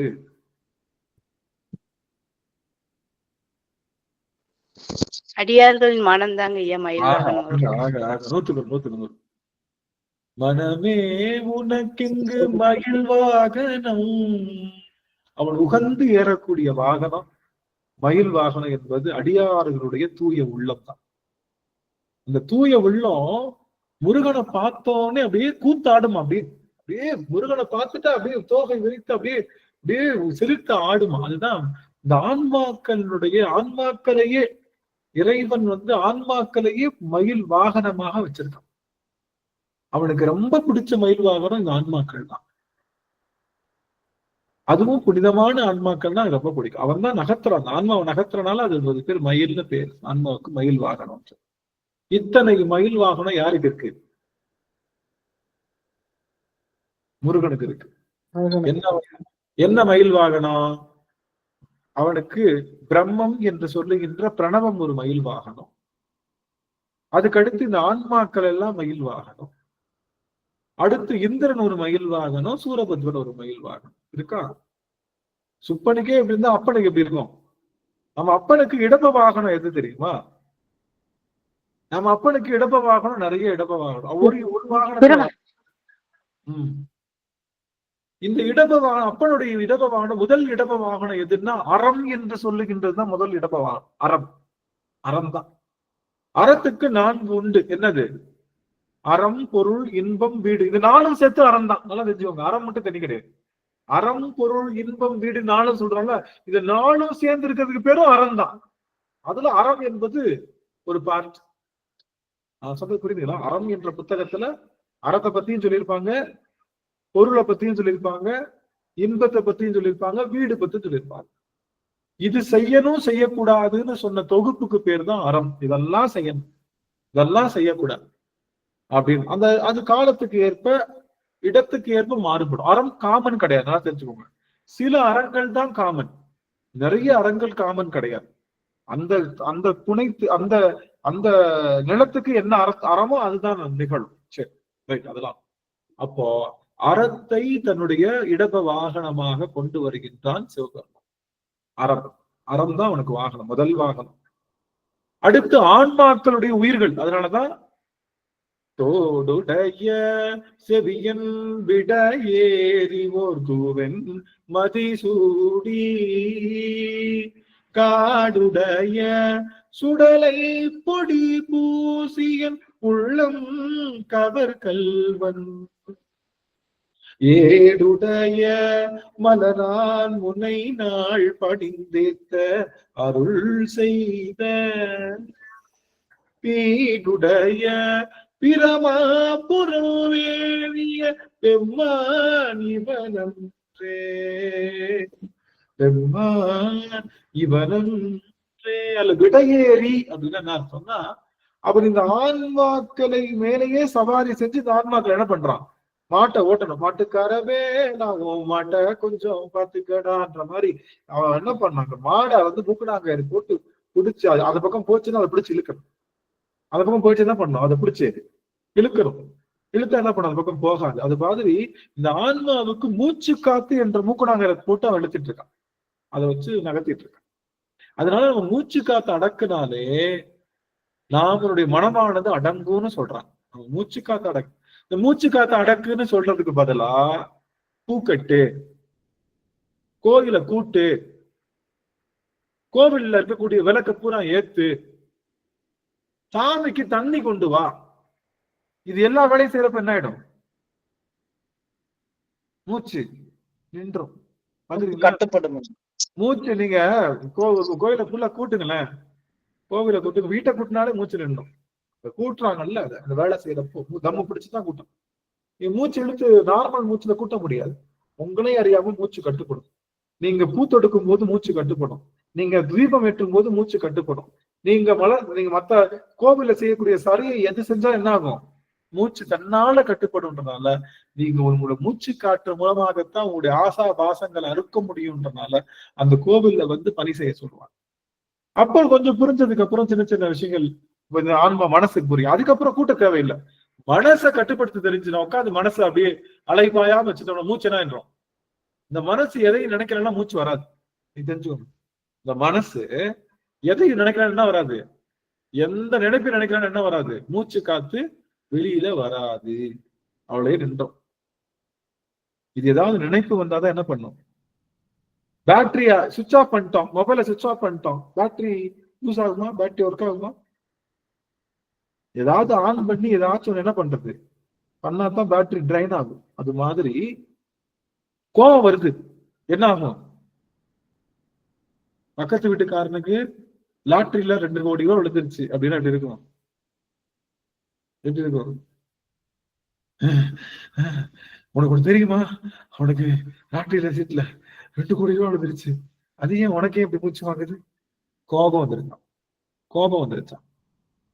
கோபம் வந்தாலும் என்ன ஆகும், மூச்சு அதிகமாகும். காமம் வந்தாலும் மூச்சு அதிகமாகும். பொறாம வந்தாலும் மூச்சு அதிகமாகும். கஞ்சத்தனம் வந்தாலும் மூச்சு அதிகமாகும். அது போல காம, குரோத, லோப, மத, மாச்சரியம் என்று மோகம் என்று சொல்லுகின்ற 6 வகை நோய்கள் இந்த ஆன்மாவுக்கு வந்தா மூச்சு வேஸ்ட் ஆகும். இந்த 6 வகை நோய்க்கும் மருந்து தான் கோவில்ல போய் தொண்டு செய்யுது. கோவில தொண்டு செஞ்சா என்ன ஆகும், மூச்சு காத்து. ஏன் கோவில்ல தொண்டு செய்யணும், எங்க வீட்லயே செய்யலாம், தப்பு இல்ல, தப்பு இல்ல. கோவில்ல பெரிய பிரகாரம் கூட்டுறதுக்கு எவ்வளவு நேரம் ஆகும், 3 மணி நேரம் ஆகும். அப்ப மூச்சு காத்து நல்லா, நம்ம வீடு நேரம் எப்படி எவ்வளவு இருக்கும், அவ்வளவுதான், வச்சு கூட்டிடலாம், 2 நிமிஷத்துல கூட்டிடலாம். இப்பெல்லாம் கூட்டுறது கூட வேக்கம் கிளீனர் வச்சு சர்றன்னு அப்படி காமிச்சா போதும், எல்லாம் வந்துருது. நம்ம இப்ப ரோபோட் எல்லாம் விட்டுட்டாங்களா, இப்படி அதுவே கிளீன் பண்ணி முடியாது. என்னைக்காவது மூச்சு நிக்குமா இந்த ஆன்மாவுக்கு, கழுவுறதுக்கு மிஷினு, வாஷிங் மிஷின், இது துவைக்கிறதுக்கு மிஷினு, எல்லாத்துக்கும் மிஷினு. அதனாலதான் என்ன பண்ணியாச்சு, சீக்கிரத்துல நம்மளையும் கொண்டு போய் மிஷின் போட்டியில வச்சிடுறது. வச்சு மூக்குல ஒரு மிஷினு, காதுல ஒரு மிஷினு, கழுத்துல ஒரு மிஷின் போட்டுருது. ஏன் இவ்வளவு நாள் ஏன் மிஷின் போட்ட இல்ல, உனக்கு இப்ப மிஷின் போடுறோன்னு. எல்லாத்துக்கும் மிஷின் போட்டாலும் நமக்கு சீக்கிரம் மிஷின் போட்டுருவார் சாமி. நாம மேக்சிமம் அப்போ பெரிய வேலையா பார்க்கணும் அப்படின்னா அது கோவிலாகத்தான் இருக்க முடியும். கோவில்ல தான் பெரிய வேலை செய்ய முடியும். நம்மளையும் அறியாம நமக்கு உத்வேகம் வரும். வீடு பெரிய வீடா இருந்தா கொஞ்சம் கூட்டிட்டு போப்பா, சீரியல் பார்த்துட்டு அப்புறம் கூட்டு தோணிடும். ஆனா கோயில தோணாது, மன வைராக்கியம் வரும். நம்ம கொடுத்திருக்காங்க இந்த பணி நம்ம செய்யணும்னு சொல்லிட்டு, குளம் பாறுதலா இருக்கட்டும், கோலம் போடுறதா இருக்கட்டும், மாலை தொடுக்கிறதா இருக்கட்டும், கோவிலுக்கு பணிகள் செய்யறதா இருக்கட்டும், திருவிழாக்கு ஏற்றதா இருக்கட்டும், எல்லா வேலையும் செய்யறப்போ மூச்சு காத்து கடக்கு நின்றோம். அவ்வளவுதான், முடிஞ்சு போச்சு. ஆன்மா ஒடுங்கிடும், அவ்வளவுதான். நீங்க ஒண்ணுமே இல்ல, கோவில போய் வேலை செஞ்சாலே ஆன்மா ஒடுங்கிடும், அவ்வளவுதான். ஆனா இப்ப என்ன பண்றாங்க, காதுல ஹெட்போன் போட்டுக்கிட்டு பக்கத்துல இருக்கிற கூட பேசிக்கிட்டு மாப் போறது, பக்கத்துல பேசிட்டா என்ன, போன தடவை இது உழவார பணிக்கு கூட்டிட்டு போய் வெறும் பொங்கலை மட்டும் போட்டு விட்டாங்கப்பா, வர்றப்ப காசு இதுக்கு பஸ் கூட காசு தர மாட்டாங்க படுபாவி. இந்த வட்டம் என்ன போடுறாங்கன்னு பார்ப்போம் அப்படின்னு நினைச்சிட்டு கூட்டுறதை விட பெருமாளை நினைச்சிட்டு செய்யக்கூடிய அந்த பணிக்குத்தான் இங்க ஒரு சிறப்பு இருந்துச்சு. அப்போ எதுக்காக சொன்னோம் அப்படின்னா, இந்த இடபம் என்று சொல்லுகின்ற அந்த ரிஷபத்துக்கு மூக்கணாங்கயிறு இருக்கும். நீங்க பாத்தீங்கன்னா திமிரிக்கிட்டு இருக்கும். எல்லா கோயிலையும் பாத்துறீங்களா? ரிஷபம் என்ன பண்ணிட்டு இருக்கோம்? கோவில்ல போய் அன்னைக்கு ஒரு நாள் கேட்டேன், ஞாபகம் இருக்கா? முயலகன் என்ன பண்ணிட்டு இருக்கான்? முயலகன் என்ன பண்ணிட்டு இருக்கான்? எழுந்திருக்க முயற்சி அருமை அருமை அருமை. யாரையும் பெஞ்சில ஏற்ற வைக்க வேண்டிய அவசியம் இல்லைன்னு நினைக்கிறேன். முயலகன் பெஞ்சில முயலகன் எந்திரிச்சுக்கிட்டு இருக்கான். முயலகன் எந்திரிச்சுக்கிட்டு இருக்கான். அந்த ஆணவம் என்ன பண்ணணும்? எப்பயுமே நம்மளை தாக்குறதுக்காக இருக்குமா, அது நம்மளை தாக்குறதுக்காக தவிக்கிட்டு வருமா. அதை என்ன பண்ணுவான் சாமி? அழுத்தி பிடிக்குமா. ஆணவத்தை அழிக்க முடியாது. அது என்ன பண்ணலாம்? செயலற்று போக வைக்கலாம். செயலற்று போக வைக்கலாம். ஆணவத்தை செயலற்று போக வைக்கலாம். அது மாதிரி செயலற்று போக வைக்கிறதுக்காக தன்னுடைய திருவடியை ஊன்றிய திருவடிய முயலகன் மீத ஊன்றி இருக்கான். இதுதான் இங்க சொல்லணும். அது மாதிரி நந்தியம் பெருமான் என்ன பண்ற? அப்படி நந்தி என்ன பண்றாரு பாத்துருக்கீங்களா? நந்தியம் பெருமான் பாத்துருக்கீங்களா இல்லையா? பிரதோஷம் ஆயிடுச்சு. பிரதோஷம் ஆயிடுச்சுன்னா நந்தியம் பெருமான காதை பிடிச்சுக்கிட்டு அந்த காதை அடைச்சுக்கிட்டு இந்த காதை பிடிச்சுக்கிட்டு கடி கடி கடி கடின்னு கடிக்கிறது. அப்படி சொன்னாதான் அவரு கேட்குமா? அப்படி சொன்னாதான் கேட்கணும். ஆனா தப்பு இல்லை. ஆனா தெரிஞ்சுக்கோங்களேன், இந்த மாதிரி சாஸ்திர சம்பிரதாயம் செஞ்சாதான் மனசு ஒடுங்கும். புரியுதா? தப்பு நான் சொல்ல. அப்படி செய்யணும் கன்ஃபார்மா. எப்ப செய்யணும்? முதல்ல செய்யணும்.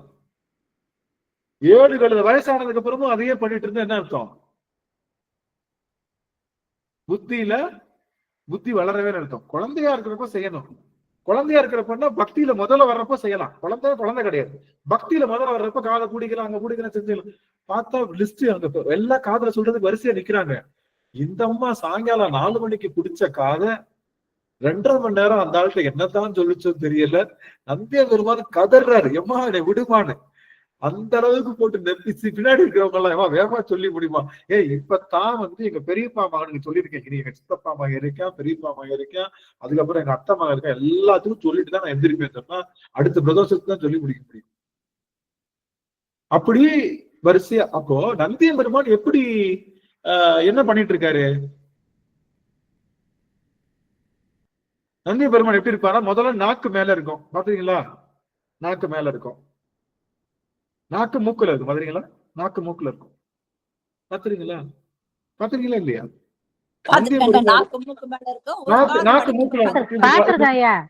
நாக்கு மூக்கு மேல இருக்கும். அப்புறம் எப்படி இருப்பாரு? அப்புறம் வேற என்ன பண்ணுவாரு? ஒரு கால் மடக்கி இருப்பாருங்க. ஒரு கால் எல்லா காலும் மடக்கி இருக்காது. ஒரு கால் எந்திரிக்கிறதுக்கு தயாரா இருக்கு. பாத்தீங்களா? எந்திரிக்கிறதுக்கு தயாரா இருக்கும். முயலகன் எப்படி எந்திரிக்கிறது தயாரா இருக்கானோ அது போல நந்தியம் பெருமானும் எந்திரிக்கிறது தயாரா இருப்பார். மூக்கணாங் கயிறு இருக்கும். சில கோவில்கள்ல இருக்காது. சில கோவில்கள் பட்டீஸ்வரர் கோயில் இருக்காது. இல்ல ஒரு கால் மூக்கணாங்க இருக்காதுன்னு நினைக்கிறேன். இல்ல பட்டீஸ்வரர் கோயில் இல்லன்னு நினைக்கிறேன். இல்ல தெரியல. பேரூர் கோயில் இல்லையா? ஆமா ஆமா இருக்குதுங்க. சிவனுக்கு பின்னாடி இருக்காங்க. இல்ல மூக்கணாங்க இருக்கான்னு கேட்டேன். நந்தியம் பெருமாள் இருக்காரான்னு கேட்கல. இருக்குங்க. மூக்கணாங்க இருக்கா? சரி. சில கோவில்கள் இல்ல. நீங்க பாத்தீங்கன்னா மாசிலாமணீஸ்வரர் கோயில் எங்க திருமுல்லை வாயில்ல மாசிலாமணீஸ்வரர் கோயில்ல நந்திய பெருமான் இங்க திரும்பி இருப்பார். வாசலை பார்த்து உட்காந்துருப்பார். யாரை பார்த்து உட்காந்துருக்க மாட்டாங்க. சிவபெருமானை பார்த்து உட்காந்துருப்பார். இந்த மாசிலாமணீஸ்வரர் கோயில்ல வெள்ளருக்கு தூண் ரொம்ப ஃபேமஸ். வெள்ளருக்கு தூண் ஃபேமஸ். அந்த வெள்ளருக்கு தூணை கவர்ந்தரணும்னு சொல்லி பல ராஜாக்கள் பல மந்திரிகள் வந்தாங்களாம். இவங்க எல்லாரும் கூடயும் போர் புரிஞ்சுக்கிட்டே இருந்து கடைசியில காப்பாத்திட்டு இருந்தாராம். அதனால இந்த வெள்ளருக்கு தூணுக்காக யாராவது வந்துருவாங்க, இத கவர்ந்து போயிருவாங்க, யாராவது வருவாங்களான்னு சொல்லி நந்தியம் பெருமான் இந்த பக்கம் வாசலை நோக்கி இருப்பார். மாசிலாமணீஸ்வரர் கோயில்ல மட்டும். இது மாதிரி நந்தியம் பெருமானுக்கு பல உண்டு. நான் என்ன சொல்ல வரேன்னா, நந்தியம் பெருமான் அடக்கி எழுந்து சாமியை பார்த்து இருக்காரு. மூக்கணாங்கயிறு என்பது இங்க மூச்சு. இந்த மூச்சு காத்து மூலமாக தன்னுடைய நாக்கும் மூக்கும் தொடர்புடையது. அதனாலதான் நாவ மேல் நோக்கி அன்னத்துல வச்சோம்னு சொல்றேன். நாவ மேல் நோக்கி வண்ணத்துல வச்சா அதுக்கு பேரு ஒரு யோகம். அதுக்கு பேரு ஒரு யோக நிலை. அந்த யோக நிலையில பல தியானங்கள் விளங்குமா. அதனால நாக்கு என்பது ஆடணும். நாக்கு ஆடிக்கிட்டே இருந்தா தான் அந்த விஷயம் கிடைக்கும். அதனாலதான் அந்த நாக்கு நமச்சிவாயம் மந்திரம் சொல்லிட்டே இருக்கும். நமச்சிவாயம் நமச்சிவாயம் நமச்சிவாயம் நாக்கு ஆடிட்டே இருக்கும். தாளிசைன்னு சொல்லுவாங்க பேர். அதனால அந்த தாளிசை நமச்சிவாயம் நமச்சிவாயம் அது போல அது நமச்சிவாயம் சொல்லிட்டே இருக்கு. எது நம்மளுடைய நந்தியம் பெருமான் நமச்சிவாயம் சொல்றாரு. மூக்குல இருக்கக்கூடிய மூக்கநாமேறு மூச்சு காத்து நிலை பெறுது. தம்பி எந்திரிச்சு சிவபெருமான்கிட்ட போறதுக்கு காத்துட்டு ஒரு காலை நோக்கி எந்திரிக்கிறதுக்காக காத்திருக்காரு. இதுதான் நந்தியம் பெருமானுடைய நிலைப்பாடு. ஆக இந்த நந்தியம் பெருமான் எப்படி இருக்காருன்னா, இந்த நந்தி பிரம்ம நந்தியாக இருக்கு. பிரம்மனே நந்தியாக, விஷ்ணு நந்தியாக, அது அதிகார நந்தியாக, ஆன்ம நந்தியாக, அதுக்கப்புறம் மகேஸ்வர நந்தியாக, சதாசிவ நந்தியாக, அப்படி நந்தியம் பெருமான் நீங்க வெளியில இருக்கிற நந்தி, வெளியில கோவிலுக்கு வெளியில பிரகாரத்துக்கு வெளியில இருக்கு பாருங்க நந்தி, பெரிய அந்த பேர் பிரம்ம நந்தின்னு சொல்லுவோம். ரொம்ப பெருசுன்னு சொன்னா அது பேர் பிரம்மம்னு அர்த்தம். பெருசுன்னா பிரம்மம். சமஸ்கிருதத்துல பெருசுன்னா பிரம்மம். அப்ப பிரம்ம நந்தியா இருக்காரு. இது எல்லாமே நந்தியா இருக்கிறப்போ அறமே நந்தியாக இருக்கின்றது. இந்திரன் நந்தியாக இருந்திருக்கு, வழிபாடு செஞ்சிருக்கான். காமதேனு நந்தியாக இருந்திருக்கின்றது. இப்படி பல விதமான நந்திகள்லாம் இருக்கு.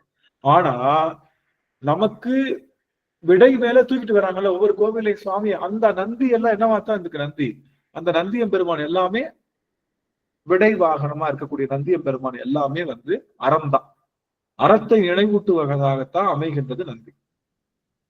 ஒரு நாள் என்ன ஆயிடுச்சு, மூப்புறங்களை இழிக்கணும்னு சாமி கிட்ட எல்லாரும் கெஞ்சுறாங்க. சுவாமி எல்லாரும் கொஞ்ச நேரம் என் கூட இறந்திருக்கலாமா, அடியார்கள் ஒரு 2 நிமிஷம் நான் பாத்துக்கிறேன், கண்குளியில பாத்துக்கிறேன்.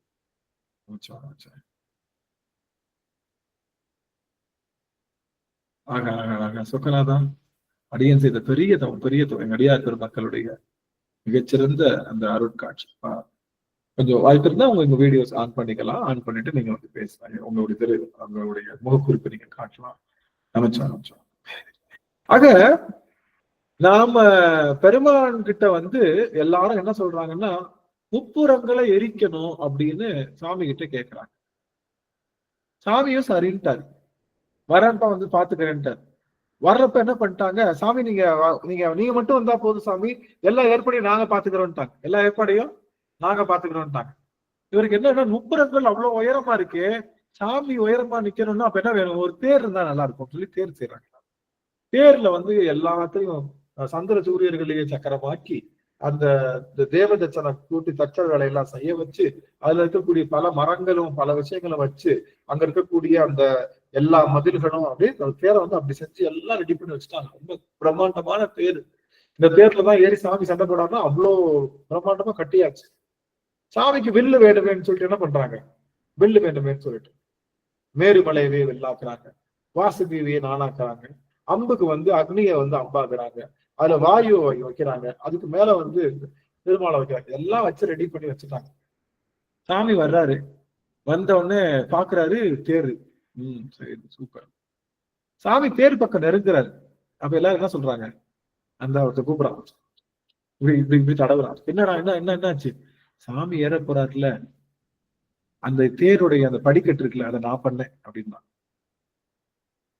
ஓ, இன்னொரு சொன்னா 2வது படிக்கட்டு நான் பண்ணேன். இன்னொரு சொன்னா சாமி ஏறுற அந்த கைப்பிடி இருக்குல்ல, அதை நான் பண்ணேன். சாமி ஏறுற அந்த பீடை இருக்குல்ல, அதை நான் பண்ணேன். மேல இருக்கிற கொடி நான் பண்ணேன், கீழே இருக்கிற சக்கரை நான் பண்ணேன். எல்லாத்துலயும் நான் எல்லாம் இருந்தது. எல்லாத்துக்குள்ள என்ன இருந்தது, எல்லாத்துக்குள்ள என்ன இருந்தது, சக்கரத்துக்குள்ள நான் இருந்தது,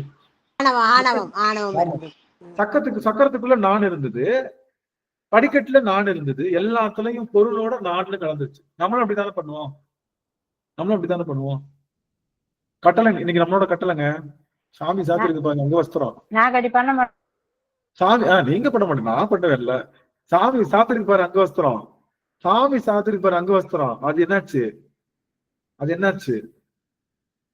அது நான் வாங்கி கொடுத்தது. இன்னைக்கு போட்டிருப்பாரு நாகாபரணம், அது நான் வாங்கி கொடுத்தது. சாமிக்கு பெரிய மாலை, தேன்குழல் மாலை இருக்கு பாரு, அது யார் வாங்கி கொடுத்தது, நான் வாங்கி கொடுத்தது. இன்னைக்கு அக்கார அடிசல் போட்டிருக்கோம் தெரியுமா உங்களுக்கு, இது வரைக்கும் இந்த கோயில்ல பண்ணதே இல்லை. அதோ தடவையா நாங்க தான் போட்டிருக்கோம் அக்கார அடிசல் போட்டு சாமிக்கு இன்னைக்கு நைவேத்தியம் அதுதான் நாங்க பண்ணிருக்கோம், நான் பண்ணிருக்கேன் அப்படின்னு ஒண்ணு சாமி எடுத்து வாயில வைப்பாரு, அக்கார அடிசல் வாயில வைப்பாரு. வாயில வைக்கிற நேரம் பார்த்து என்ன சொல்லுவான், அது நான் தான் பண்ணிருக்கேன். சாமி என்ன பண்ணிடுவாரு, என்ன பண்ணிடுவாரு, துப்பிடுவாரு. வாயில போடாம துப்பிடுவாரு, கீழே துப்பிடுவாரு. இல்ல போட்டிருப்பாரு, நான் தான் போட்டுருக்கேன், கழட்டி போட்டுவார், போடாடி நான் வரணும், கழட்டி தூக்கி எடுத்துக்குவாரு. ஏன்னா நான் என்ற எந்த பொருளும் சிவத்தோட கலக்காது. நான் சொல்ற எந்த பொருளும் சிவத்தோட கலக்காது.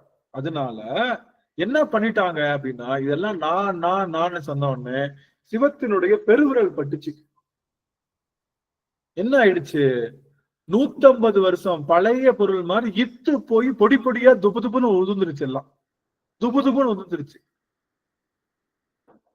பாக்குறாங்க, ஐயோ என்னடா இப்படி ஆகி போச்சு, சாமிக்கு இப்படி ஆயிடுச்சு அப்படின்னு நினைக்கிறாங்க. வில்லு இருக்கா அப்படின்னு பார்த்தா வில்லு இருக்கு. வில்லுக்கு என்ன பேரு, வில்லுக்கு சமஸ்கிருதம் என்ன பேரு, தனுசு. தனுசு. வில்லுக்கு சமஸ்கிருதத்துல தனுசுன்னு பேரு. ஏன் தனுசு, வில்லு எதுக்காக யூஸ் பண்ணுது, வில்லு எதுக்காக பயன்படுத்துறோம், வில்லு எதுக்காக பயன்படுத்துறோம், ஏவுவதற்கு ஐயா, ஏவுவதற்கு. கரெக்டா யார் சொன்னாங்க பார்க்கலாம், கரெக்டா யார் சொன்னாங்க, வில்லு எதுக்காக, அம்பு விடுறது, அம்பு விடுறதுக்கு, இலக்கை நோக்கி செலுத்துவது. ஆக ஆக ஆக சட்டலாம், அருமை அருமை. நல்ல வேலை இன்னைக்கு ஒரு புக்கு கொடுக்கலாம்னு நினைச்சேன். இது பிரேமாமாவுக்கு இந்த 3வது புக்கு பிரேமாமாவுக்கே பொறிந்திருக்கும். இந்த வார்த்தைக்கு புக்கு கொடுக்க கரெக்டா பிரேமாமா ஆன்சர் பண்ணிட்டாங்க. இலக்கை அடைவதற்காக தனு, தனுஷ் எதுக்காக, இலக்கை அடைவதற்காக. அதுபோல சிவபெருமான் என்ற இலக்கை அடைவதற்காக கொடுத்த இந்த உடம்பு, அதனால இந்த உடம்புக்கு என்ன பேரு, தனுன்னு பேரு. தனு கரண புவன போகங்கள் சொல்றோம்ல, தனு கரண புவன போகங்கள் என்ன அர்த்தம், தனுனா வில்லுன்னு அர்த்தம். இந்த உடம்புக்கு வில்லுன்னு ஒரு பேர் உண்டு. இந்த உடம்புக்கு என்ன பேரு, வில்லுன்னு உண்டு. இந்த உடம்பையே வில்லாக்கி இறைவனுடைய அருளையே நம்ம என்ன ஆக்கணும், இறைவனுடைய அருளையே அம்பாக்கி அவனுடைய அருள் பக்தியவே விசையாக்கி இறைவன் திருவடியே இலக்காக்கி செல்லணுன்றதுக்காகத்தான் இந்த உடம்பு கொடுத்திருக்கோம். நாம் என்ன பண்றோம், நந்தவனத்தில் ஒரு ராண்டி அவன் 4 மாதமாய் குயவனை வேண்டி கொண்டு வந்தான் ஒரு தோண்டி, அதை கூத்தாடி கூத்தாடி போட்டு உடை தாண்டி நந்தவனத்தில் ஒரு ராண்டி அப்படின்ற மாதிரி இந்த ஆண்டியாக இருக்கக்கூடிய இந்த ஆன்மா சிவபெருமான்ட்ட 4+6 10 மாசமா வேண்டி தாயினுடைய வயிற்றுல குயவனாக இருந்து சிவபெருமான் இந்த உடம்பு என்ற தோண்டியை கொடுத்தா அதை கூத்தாடி கூத்தாடி போட்டு உடைக்கின்றானே. அது போல இந்த ஆன்மா இலக்கு என்பது இறைவனுடைய திருவடியா இருக்கணும்ன்றதுக்காக இந்த ஆன்மாவுக்கு, இந்த உடலுக்கு என்ன பேரு, உடலுக்கு என்ன பேரு, இந்த உடம்ப வச்சு என்ன பண்ணணும், இந்த உடம்ப வச்சு என்ன பண்ணணும், சிவபெருமானுடைய இலக்கா கொண்டு ஆக ஆக ஆக ஆக வார்த்தைகளே இல்ல. ஆரம்பத்தியமா பிச்சுட்டீங்க போங்க. சிவபெருமானுடைய திருவடியையே இலக்காக கொண்டு அடைவதற்காக கொடுக்கப்பட்ட மிகப்பெரிய ஒரு அஸ்திரம் தான் இந்த தனம். இது அங்க குறி வைக்காம பக்கத்து வீட்டு மாங்காய், எதிர்த்த வீட்டு வடகம், அங்க இருக்கிற சேலை, இங்க இருக்கிற நகை, இதுலயே குறி வச்சு அடிச்சுக்கிட்டு இருக்கு, இதுலயே குறி வச்சு அடிச்சுட்டு இருக்கு. இதுக்காகவா இந்த உடம்பு கொடுத்தா, இந்த உடம்ப இதுக்காகவா கொடுத்தா? 2 கிலோ தங்கத்தை போய் கடையில கொடுத்துட்டு என்னப்பா வேணும்னு கேக்குறாரு. 2 கிலோ தங்கத்தை கடையில வச்சுட்டு என்னப்பா வேணும்னு கேக்குறாரு. என்னப்பா வேணும்னு கேட்டா என்ன சொல்லலாம், அந்த 2 கிலோ தங்கத்துக்கு 4 கடையை வாங்கிடலாம். அந்த பிள்ளை என்ன சொல்லுது, 2 படி உப்பு கொடுங்கன்னு சொல்லுது. உப்பு, அவ்வளவுதான், வெறும் உப்பு மட்டும் வாங்கிட்டு 2 கிலோ தங்கத்துக்கு 2 படி உப்பு வாங்குறது போல இந்த தனுவுக்கு சிவத்தையே வாங்கக்கூடிய ஆற்றல் உண்டு. நாம போய் அவத்தை வாங்கிக்கிட்டு இருக்கோம், அவத்தை இது வேணும் அது வேணும்னு சொல்லி. அப்போ இலக்கு, அந்த இலக்கை மறக்க கூடாது. சிவபெருமான் கையில வில்லு தாங்குறாரு, அம்புக்கு இருக்காப்பான்னு கேக்குறாரு. இருக்கு அப்படின்னு சொல்லி கேக்குறாங்க. கேட்ட உடனே அந்த அம்பை எடுக்கிறாப்படி. என்னடா அப்ப எல்லாரும் சொல்றாங்க, ஐயோ சாமி ஒரு தப்பு பண்ணிட்டோம் சாமி அப்படின்றாங்க. எல்லாரும் என்ன சொல்லிட்டாங்க, ஐயோ சாமி ஒரு தப்பு பண்ணிட்டோம். என்னாச்சு, 3 மாங்காய் இருக்கு. 3 மாங்காய் அடிக்கிறதுக்கு எத்தனை கல்லு வேணும்? அட்லீஸ்ட் ஒரு கல்லுங்கய்யா, ஒரு கல்லு போதும். போதுங்கய்யா. இல்லையே, வேற வேற இடத்துல இருக்கு மாங்காய். இந்த பக்கம் ஒரு மாங்காய் இருக்கு, அந்த பக்கம் ஒரு மாங்காய் இருக்கு, அந்த பக்கம் ஒரு மாங்காய். 3 மாங்காய். 3 கல்லு வேணுங்க. 3 கல்லு வேணுங்க. மினிமம் 3 கல்லு வேணும். மினிமம் 3 கல்லு வேணும். நல்லா எரியிற தர்மசாலியா இருந்தாலும் ஒரு கல்லுக்கு ஒரு மாங்காய்னாலும் 3 கல்லுக்கு 3 மாங்காய் வேணும். 3 கல்லு மினிமம் வேணும். 3 பேர் வேற வேற இடத்துல இருக்கு. நீங்க நினைக்கிற மாதிரி ஒரே இடத்துல கொத்தா கிடக்கல அப்படின்னா ஒரு கல்லு அடிச்சிடலாம். 3 பேர் 3 திசையில இருந்ததுன்னா 3 கல்லு வேணும்ல. அப்ப சொல்றாங்க, ஐயோ சாமி தெரியாம நாங்க என்ன பண்ணிட்டோம் சாமி, ஒரே ஒரு வில்லுதான் வச்சிருக்கோம் சாமி, ஒரு அம்பு தான் வச்சிருக்கோம் சாமி, ஒரு அம்பு தான். மேருமலையை வில்லாக்கியாச்சு, ஒரே ஒரு அம்பு வச்சிருக்கோம். இத பாத்தீங்கன்னா 2 அம்பு இல்ல, 3 முப்புறங்கள் இருக்கிறதுக்கு அட்லீஸ்ட் 3 அம்பாவது வேணுமே, ஒரு அம்பு தான் வச்சுக்கிட்டோம் சாமி. இப்ப என்ன பண்ணது இல்ல, தப்பு பண்ணிட்டோம், என்ன மன்னிச்சிருங்க சாமின்னு சொல்றப்போ அவர் என்ன பண்றாரு, இல்ல அப்படின்னு சொல்லி அந்த அம்பையும் கீழே போட்டு இதையெல்லாம் போட்டு தன்னுடைய சிரிப்பினாலே அந்த முப்புறங்களை பார்த்து லேசா சிரிச்சாரு. சிரிச்ச உடனே என்ன, முப்புறங்களும் கொழுந்துட்டு இருக்கு. நம்ம வீட்டுக்கு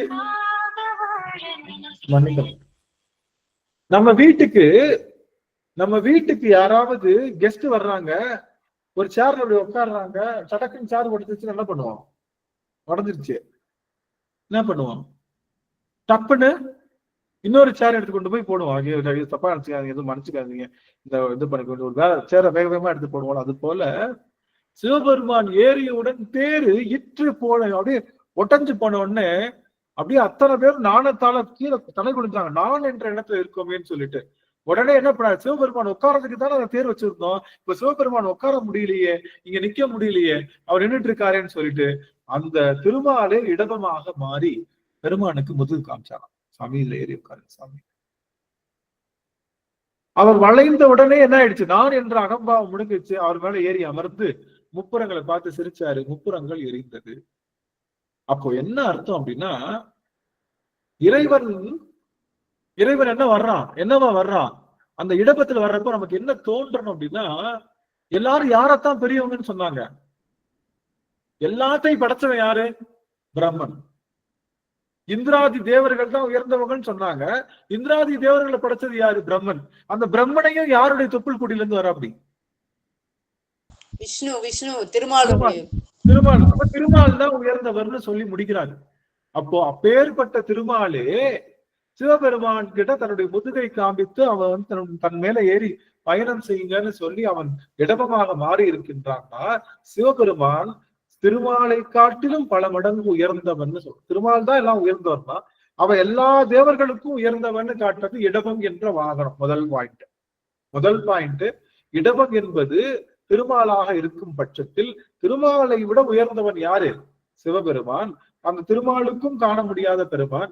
அப்பேற்பட்ட நீங்க கேட்கலாம், திருமால் காண முடியாதவன் தானே சிவபெருமான்? ஆமாவா இல்லையா? கேட்டுக்கொள்ள, திருமாலும் நான்முகனும் காணறியா மலை போடு அப்படின்ற. இப்ப பார்த்தா திருமால் முதுகுல தானே உட்காந்துருக்காரு, பார்க்க முடியாம இருந்திருக்கும். கேட்கற கேள்வி புரியுதா? இந்த முடிக்க பாரு, திருமால் முதுகுல ஏறி உட்காந்துருக்காருல, பார்த்து தானே உட்காந்துருப்பாரு. திருமால் சிவபெருமானை பார்த்து தானே உட்கார வச்சிருப்பாரு.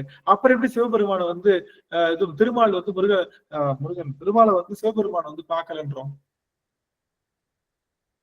பார்த்துட்டாருல, பார்த்துட்டாரா பார்க்கலையா? கண்ணை இடந்து அப்படப்போ சக்கரம் வாங்கினார்ல அவர் திருமால். அவரும் அப்ப பார்த்துதானே வாங்கியிருப்பாரு, பார்த்தானே வாங்கியிருப்பாரு. அப்ப எப்படி நீங்க திருமால் சிவபெருமான் பார்க்கலன்னு சொல்றீங்க, திருமால் சிவபெருமானை பார்க்க முடியலன்னு சொல்றோம்? அப்படின்னா பல திருமால்கள் உண்டு, நல்லா கவனிச்சுக்கோங்க. பல திருமால்கள் உண்டு. அதுல தக்ஷனுடைய யாகத்துக்கு போன திருமால் வேற, இடபமதாய் தாங்கிய திருமால் வேற, ஆழி சக்கரம் பெற்ற திருமால் வேற, அண்ணாமலையில அடிமுடி காணாமல் நின்ற திருமால் வேற. புரியுதுங்களா? இது எல்லாமே வேற வேற திருமாலு. கவனிங்க, எல்லாருமே பாண்டிய மன்னன் தான். ஆனா ஒரு பாண்டிய மன்னன் தப்பு பண்ணா அந்த குலத்துக்கே பெரும் அவமானம். புரிஞ்சுதா புரியலையா? எல்லாரும் பாண்டிய மன்னன் தான். ஒரு பாண்டிய மன்னன் தப்பு பண்ணா கூட பாண்டிய குலத்துக்கே அவமானம். அது போல எல்லாரும் திருமால் தான். ஒரு திருமால் பார்க்காதனால எல்லா திருமாலும் பார்க்கலன்னு அந்த பழி எல்லாத்துக்குமே வந்துருச்சு. புரியுதுங்களா? திருமால் காணாதர் என்ற திருமாலும் உண்டு. இறைவனிடம் பக்தி செலுத்தி இறைவனை தன்னுடைய பெருமாளை பார்த்தா கூட அந்த ஒரு திருமால் பார்க்காத குற்றம் எல்லா திருமால்களுக்கும் தொற்றியது. பழி மட்டும் தொற்றுமா இல்ல தொற்றுமான்னு கேட்டா இல்ல, புண்ணியமும் தொற்றும். இந்த ஒரு பிறவியில நீங்க செஞ்ச புண்ணியம் எல்லா தலைமுறைக்கும் தொற்றும். நீங்க பண்ண இந்த ஒரு பிறவியில ஒரு மலர் எடுத்து சிவபெருமான் மேல நீங்க போட்டீங்கன்னா அந்த சிவ புண்ணியம் எல்லா உயிர்களுக்கும் தலைமுறை தலைமுறையா பற்றும், உங்க தலைமுறைக்கே வரும். அப்போ சிவபெருமான் நந்தியம் விடையில வர்றதுக்கான காரணம் என்னன்னா, நந்தி என்பது நீ நினைக்கிற மாதிரி காளை வாகனம் இல்ல, தொடக்குன்னு வர்ற அந்த மாடு இல்ல. அது யாரு? திருமாலே வந்திருக்காரு. திருமாலை உயர்ந்ததுன்னு சொல்லக்கூடிய சமயம் திருமாலை காட்டுல சிவபெருமான் உயர்ந்தவன், அவன்தான் தலைவன், அவன்தான் பதி, அவனை விட வேறு உயர்ந்த பொருள் இல்லை என்று சொல்லுவதை இந்த இடப வாகனம் குறிக்கிறது. அப்போ சிவம் ஒருவன் தான் இறைவன், சிவனை காட்டுல வேற யாரும் இறைவன் இல்லை அப்படிங்கிறத மிகச்சிறந்த அளவுல சொல்வதுதான் இந்த இடபம். இறைவன் தலைவன், அவன்தான் தலைவன், அவன்தான் எல்லாத்துக்கும் ஆற்றல் உடையவன். அதுவும் யாரு? எந்த எந்த உதவியும் இல்லாம தன்னுடைய சிறப்பினாலேயே முப்புறங்களை கொளுத்தி அவர்களுக்கு அருள் செய்தவன் நம்முடைய சிவபெருமான்னு சொல்லக்கூடிய வகையில அமைவதுதான் இந்த பாடலாக. இந்த பாடல் மூலமா உங்களுக்கு தெரியக்கூடிய விஷயம் என்ன அப்படின்னா, அந்த இடபமதாய் தாங்கினார்ல திருமால் இடபமதாய் தாங்கிறனால திருமாலை காட்டிலும் உயர்ந்தவன் தான். திருமால் தான் பிரம்மனை காட்டிலும் உயர்ந்தவன். பிரம்மன் எல்லா 33 தேவர்களுக்கும் உயர்ந்தவன். இவனை விட உயர்ந்தவன் யாருமே இல்லை அப்படின்னு சொல்லுகின்ற பெரும் ஆற்றலை செய்வது இந்த பாடல் என்று சொல்லி, சிவபெருமானுடைய அருள் அனுபவங்கள், சிவபெருமானுக்கு மேல யாருமே இல்லை அப்படின்ற எண்ணத்தை நாம தொடர்ந்து வைத்துக் கொண்டோமானால் நாம பெரும் அளவுல நம்ம அருள் பெறலாம் அப்படின்னு சொல்லி, இறைவனுடைய இடப வாகனம் உணர்த்துவது அறத்தையும், அவனுக்கு வழி அடிமையாக நின்ற தேவர்களையும் இந்த ஆன்மாவையும் உணர்த்துகின்றது. இங்கு திருச்சாடலிலே வருகின்ற இடபம் என்பது பெருமாளாக வந்து நின்று தான் செய்த தவற்றை நான் என்ற எண்ணத்திலிருந்து தன்னை அழித்து கொண்டு அந்த எண்ணத்திலிருந்து நீங்கி பெருமானை தாங்குகின்ற இடபமாக மாறுகின்ற அளவுக்கு மனசு கீழே போய் வந்தது அப்படின்னா அது சிவத்தினுடைய பெருங்கருணை. ஆகவே சிவபெருமானுக்கு அடிமையாக இருப்பதே சிறந்தது, அதுதான் நாம் அடிமை தொண்டு செய்ய வேண்டிய நிலைப்பாடு என்று சொல்லி, சிவபெருமானுடைய அந்த இடபம் என்பது, இடபம் எதை குறிக்கிறது என்றால் அறத்தையும் திருமாலையும் குறிக்கின்றது. அறத்தை குறித்தாலும் சிறப்பு தான். அறத்தை குறித்த அறத்துக்கு தலைவன் அவன் தான். திருமாலை குறித்தா தேவாதி தேவர்களுக்கு தலைவன் அவன் தான். குழம்பவே வேணாம், திருமாலே சிவபெருமானை தாங்கி இருக்கும் போது நாம திருமால் கிட்ட போய் நின்று கையேந்த வேண்டிய அவசியம் இல்லை. திருமால் கிட்டயே போக வேணாம்னா பிரம்மன் கிட்ட போக வேணும்னு அவசியம் இல்லை. பிரம்மன் கிட்டயே போக வேணாம்னா பிரம்மனால படைக்கப்பட்ட நவகிரகங்கள்கிட்ட போகணுமா? தேவையில்லை. அந்த நவகிரகங்கள் கிட்டே போக வேணாம்னா நாம மத்த இருக்கக்கூடிய அட்டத்துக்கு பாலகிட்ட போவோம். அப்படி யார்கிட்டையும் போக தேவையில்லை. இறைவன் ஒருவன் தான் எல்லாவற்றையும் தருகின்ற ஆற்றலுடையவன். ஆகவே அவனை வழிபட்டு அவனிடம் சென்று சிவமாம் தன்மை பெற்று பெருவாழ்வு பெற வேண்டும் என்பதை சிவபெருமான் நமக்கு இந்த திருச்சாலை உணர்த்துகிறார் என்று சொல்லி இந்த அளவிலே இந்த அமர்வினை அடியை நிறைவு செய்கின்றேன். திருச்சிற்றம்பலம். நிறைவு செய்யும் முகமாக அடியார்கள் போயிட வேணாம், 3 நிமிஷத்துல முடிக்க போறோம். அதனால அடியார்கள் இருந்துட்டு போகலாம். அம்மா அவர்கள் நிறைவு பாடம் அமைச்சுவார். சிவாய நம. திருச்சிற்றம்பலம். வான்முகில் வழாது பெய்க மடிவலம் சுரக்க மன்னன் கோன்முறை அரசு செய்க குறைவிலாது உயிர்கள் வாழ்க நான்மறை அறங்கள் ஓங்க நல்தவம் வேள்வி மல்க மேன்மைக்குள் சைவ நீதி விளங்குக உலகமெல்லாம் மேன்மைக்குள் சைவ நீதி விளங்குக உலகமெல்லாம். திருச்சிற்றம்பலம். அனைத்து அடியார் திருவுடைய தாமலை சென்னி மேல் சுற்றி வணங்குகிறேன் ஐயா. சிவாய நம்ம. திருச்சிற்றம்பலம். நன்றி நன்றி அம்மா. இன்னைக்கு அடியன் தவம் செஞ்சிருக்கேன். ரொம்ப ரொம்ப மகிழ்ச்சிங்க சுவாமி. அடியார்களுக்கு ஏதாவது கேள்விகள் இருந்தா எழுப்பலாம், இல்ல ஏதாவது பதிவுகள் இருந்தா செய்யலாம். உங்களுக்கான கால அவகாசம் 3 நிமிடங்கள் மட்டுமே.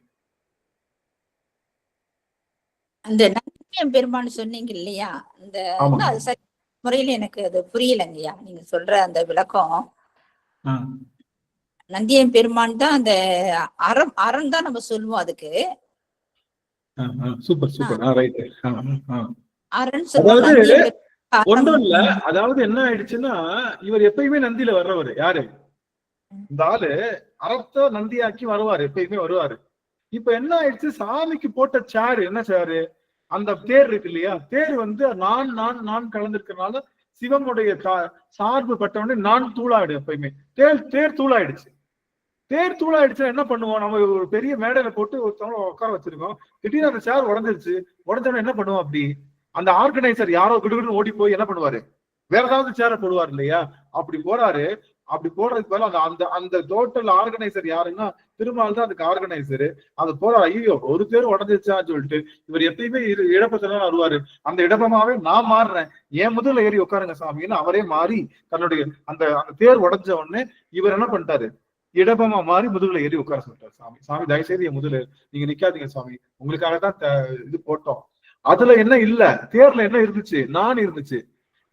இடப்பமா இவர் மாறுறப்ப என்ன இல்ல, நான் பெரிய ஆளு, நான் போய் வளைஞ்சு நிக்கலாமா, என் முதுகுல சிவபெருமான தாங்கலாமான்ற நான்ற எண்ணம் இல்லாம தன்னை முழுவதுமாக அடிமையாக மாற்றிக்கொண்டு ரிஷபமாக மாறி நின்று என் முதுகுல ஏறின்னு சொன்ன உடனே அதுல ஏறி அமர்ந்தாரு நம்முடைய பெருமான். ஆக நந்தியம் பெருமானா நம்மளுடைய நந்தியம் பெருமான் சொல்லக்கூடாது, அது நந்தியம் பெருமான் வேற, ரிஷப வாகனம் வேற.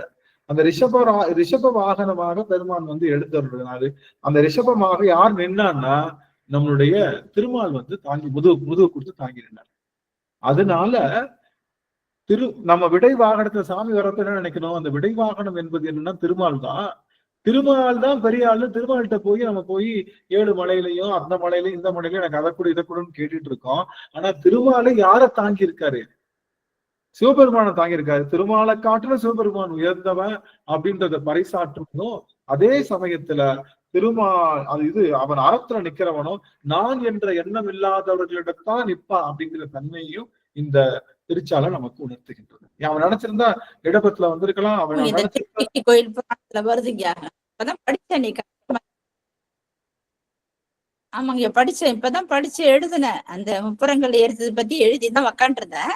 ஆனா இந்த வார்த்தை எனக்கு அது புரியலையே, இதுதானா சொல்றீங்களா, அப்புறம் தான் பாக்குறேன். கடுகரியும் பரிமாவும் தேர் உகுந்து ஏறாது என்ற அந்த பாட்டுக்கு இயம்பி இருக்கிறாரு அப்படின்னு சொல்லி சிவன் உண்டு கோப சிவ முப்புறங்கள் ஏற்றினன்றது அந்த இதுல வரலாறு வருது.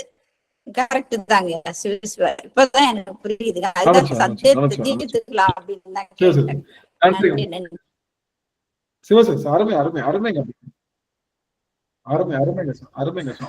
ஐயா திருச்சிற்றம்பலங்க ஐயா. ஐயா நம்ம திருமால் வந்து சக்கரம் வாங்கறதுக்காக ஒரு இது பண்றாங்க, அப்புறம் வந்து இப்ப வந்து இடபமா மாறி இருக்காங்க. அதெல்லாம் வேற வேற திருமால்னு சொன்னீங்களாங்க ஐயா, அது வந்து அவதாரம்னு நம்ம எடுத்துக்கலாமாங்க ஐயா? அதெல்லாம் அதாவது திருமாலுடைய கணக்கு முடிஞ்சிடும். திருமால் வந்து கணக்கு முடிஞ்சிடும். அவர் 1000 கோடி திருமால்கள் இருக்காங்க.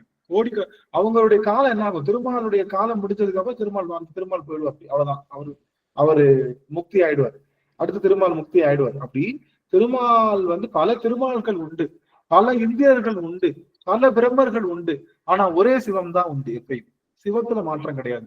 இவங்க எல்லாம் மாறிட்டே இருப்பாங்க, அவன் எப்பயும் மாற மாட்டான். அதனால அந்த படிமுடி காண முடியாம அண்ணாமலையில நின்ற திருமால் வேற, தக்ஷனுடைய யாகத்துக்கு போன திருமால் வேற, நம்மளுடைய இது எல்லாமே வேற வேற யுகங்கள்ல நடந்தது. இது எல்லாமே எங்க நடந்தது, வேற வேற யுக மாறுபாடுகள்ல. சக்கரம் வாங்கின திருமால் வேற, திருமாலை வந்து இது அர்ச்சித்த திருமால், இது மாதிரி பல திருமால்கள் வந்திருக்காங்க. அதனால அது சொன்னோம். நல்லது. ஒரு கல்ப காலம்னு சொல்லுவாங்க ஐயா. ஒரு கல்ப காலத்திலையும் ஒரு திருமால் பிரம்மா எல்லாருமே இருப்பாங்க. 4 யுகங்களும் சேர்ந்து ஒரு கல்ப காலம். அந்த மாதிரி நிறைய கல்ப காலம் இருக்குதுங்க. ஒரு கல்ப காலத்திலையும் ஒரு திருமால் பிரம்மா எல்லாமே வருவாங்க. ஆமா, அந்த மாதிரி அவர்களுக்கும் அடக்கம் உண்டு, அவர்களுக்கும் முடிவு உண்டு. அதனால வேற வேற திருமால்கள் இருந்திருக்காங்கன்றதான் இங்க சொல்ல வர. வேற ஒண்ணு. ஆனா ஒரு திருமால் செய்தபடி எல்லா திருமாலுக்கும் பற்றுகின்றது, அவங்க செய்யாட்டினா கூட. புரியுதா? அது போல ஒருத்தர் நல்லது செஞ்சா நல்லதும் பற்றும். அதனால இப்ப நம்ம சமூகம் ஏன் பழிக்கு அஞ்சியது, நம்ம ஏன் பழிக்கு அஞ்சுறோம்? நாம இந்த தடவை பழி செஞ்சுட்டோம்னா நம்மளோட போகாது, என்ன எங்க போகும், நம்ம பரம்பரைக்கே அது பேசிக்கிட்டு இருப்பாங்க. எத்தனை பரம்பரை எடுத்தாலும் அவங்க எவ்வளவு பெரிய நல்லது செஞ்சாலும் இந்த பழிதான் முன்னாடி வந்து நிற்கின்றதுக்காகத்தான் பழிக்கு தமிழர்கள் அஞ்சினாங்க. பழிக்கு அஞ்சணும், பழிக்கு அஞ்சணும். ஐயோ உங்களுக்கு சொல்லிடுவாங்களே, நம்ம நல்லபடியா நடக்கணுமே, ஊர் நம்மளை தூக்கிடுமே சொல்லி அந்த பழிக்கு அஞ்சினாங்க. பழிக்கு அஞ்சிய படலம்னே இருக்கு. எதுல? திருவிளையாடல் படலத்துல பழிக்கு அஞ்சிய படலம்னு இருக்கு ஒரு படலம். பழிக்கு அஞ்சணும் முதல்ல. ஐயோ யாராவது சொல்லிடக்கூடாது. இப்பெல்லாம் என்ன ஆயிடுச்சு, மக்களுக்கு என்ன ஆயிடுச்சு, யாரு என்ன வேணாலும் சொல்லுங்கப்பா, நான் இப்படிதான், என் வாழ்க்கை ஒண்ணுதான், நான் என் வாழ்க்கை யாருக்காகவும் மாத்திக்க மாட்டேன், நீங்க என்ன வேணாலும் சொல்லுங்க. இப்பதான் பரம்பரையே கிடையாது, அப்புறம் எப்படி பரம்பரைக்கான அந்த இது பரம்பரைன்ற கான்செப்டே கிடையாது அப்படிங்கிறப்போ அதெல்லாம் தேவையில்லை. அதனால அப்படிதான் இருந்திருக்காங்கன்னு சொல்லுவோம். சரிங்க சாமி, ஒருவரோட நிறைவு செய்யும். ஒருவர் யாராவது சொல்லணுமா? நிறைவு செய்யலாமா? இன்றைய உரையில வந்து நம்ம உடம்புக்கு தனு அப்படின்னு ஒரு பேர் இருக்குது அப்படின்னு சொல்றது ரொம்ப விசேஷமா இருந்ததுங்க. அந்த தனுவினுடைய எதற்க நம்ம அந்த அந்த மனித பிறப்பினுடைய அந்த குறிக்கோளே வந்து சிவனுடைய பாதத்தை அடையணும் அப்படிங்கிறதுக்கு அதுக்கு பொருத்தமா அந்த தனு அப்படிங்கிற பெயர் வந்து நம்ம உடம்புக்கு ரொம்ப சிறப்பா இருந்ததுங்க. அந்த இது தனு ரொம்ப அருமையா இருந்ததுங்க. இப்போ ஒரு புது நல்ல கருத்து அது. அதாவது நம்ம மனித பிறவியே வந்து சிவபெருமானுடைய பாதங்கள் அடையிறதுக்கு தான் அது. அந்த தனு அப்படிங்கிறது வந்து இன்னைக்கு வரைக்கும் ஒரு அது ஆயுதமா தான் நினைச்சிட்டு இருந்தோம். அந்த பேரே வந்து நம்ம மனுஷ உடம்புக்கு தான் அப்படின்றது நினைக்கும் போது ரொம்ப இதா இருக்கு. அதாவது இறைவன் திருவடிகை இலக்கை அடைய உதவுகின்ற ஒரு உபகரணத்துக்கு பேரு தனு. இலக்கை இருந்த இடத்துல என்ன தெரிஞ்சுக்கணும். இப்போ நீங்க வந்து கம்பு சண்டை போடணும்னா எங்க நீங்க என்ன பண்ணணும்? பக்கத்துல போகணும். எது பக்கத்துல? இலக்கு பக்கத்துல போகணும். இலக்கு பக்கத்துல போகணும். ஆனா இந்த தனு என்ற வில்லு நீங்க போக தேவையில்லை, இருந்த இடத்துல இருந்து இலக்கு அடையலாம். அது போல நீங்க இருக்கிற உடம்புல இருந்தே இறைவனுடைய திருவடி அடைய முடியும். நீங்க இருக்கிற உடம்புல இருந்து இந்த உடம்பெல்லாம் வச்சுக்கிட்டு சிவபெருமானை பார்க்க முடியுமா, இந்த உடம்பெல்லாம் வச்சு சிவபெருமானை அடைய முடியுமா நினைக்காதீங்க. அவன் கொடுத்ததே அடையணுன்றதுக்காகத்தான். அவன் அந்த வில்ல கொடுத்ததே அழகா அவனுடைய திருவடிக்கு நீங்க வந்து அந்த அம்பு இலக்க விடணுன்றதுக்காகத்தான். அதனால இந்த உடல் என்பது இறைவன் திருவடியை அடைய உதவுகின்ற மிகச்சிறந்த உபகரணம். அதனால இதுக்கு தனுன்னு பேர். தனு கரண புவன போகங்கள் இதுக்கு தனு. அருமை அருமை அருமை. ஆகவே இந்த அளவுல நாம நிறைவு செய்யறோம். அடியார்கள் எல்லாரும், அதாவது இடபத்தை பார்க்கும் போது உங்களுக்கு என்ன தோணணும்னா, இறைவன் எல்லா தேவர்களுக்கும் உயர்த்தவன்ற எண்ணமும், அவன் நான் என்ற எண்ணம் இல்லாம இருந்தாத்தான் வருவான் அப்படின்ற எண்ணமும், அறத்துல நின்னாதான் வருவான்ற எண்ணமும் இடபத்தை பார்க்கும்போது உங்களுக்கு தோன்றணும். இது ஏன் யானையில வரல, இது ஏன் வந்து அவன் வந்து இது குதிரையில வரல, இது ஏன் வந்து அவன் தேர்ல வரல அப்படின்னா, இது எல்லாமே வந்து ஒரு அந்த இடபத்துக்கு இவ்வளவு குறியீடு இருக்கு. இடபம் என்பது திருமாலா வந்து குறியீடு இருக்கனால அவன் இடபத்துலதான் எப்பயுமே வர்றான் அப்படின்ற செய்தியைத்தான் நாம இங்க பாக்குறோம். அதுவும் இல்லாம நடராஜர் பார்க்கும்போது என்ன தோன்றணும்? நடராஜர் பார்க்கும்போது என்ன தோன்றணும்? சிவமா பாவிக்கணும். சிவமாவா நம்ம இருக்கணும். சிவமாம் தன்மையில என்னது?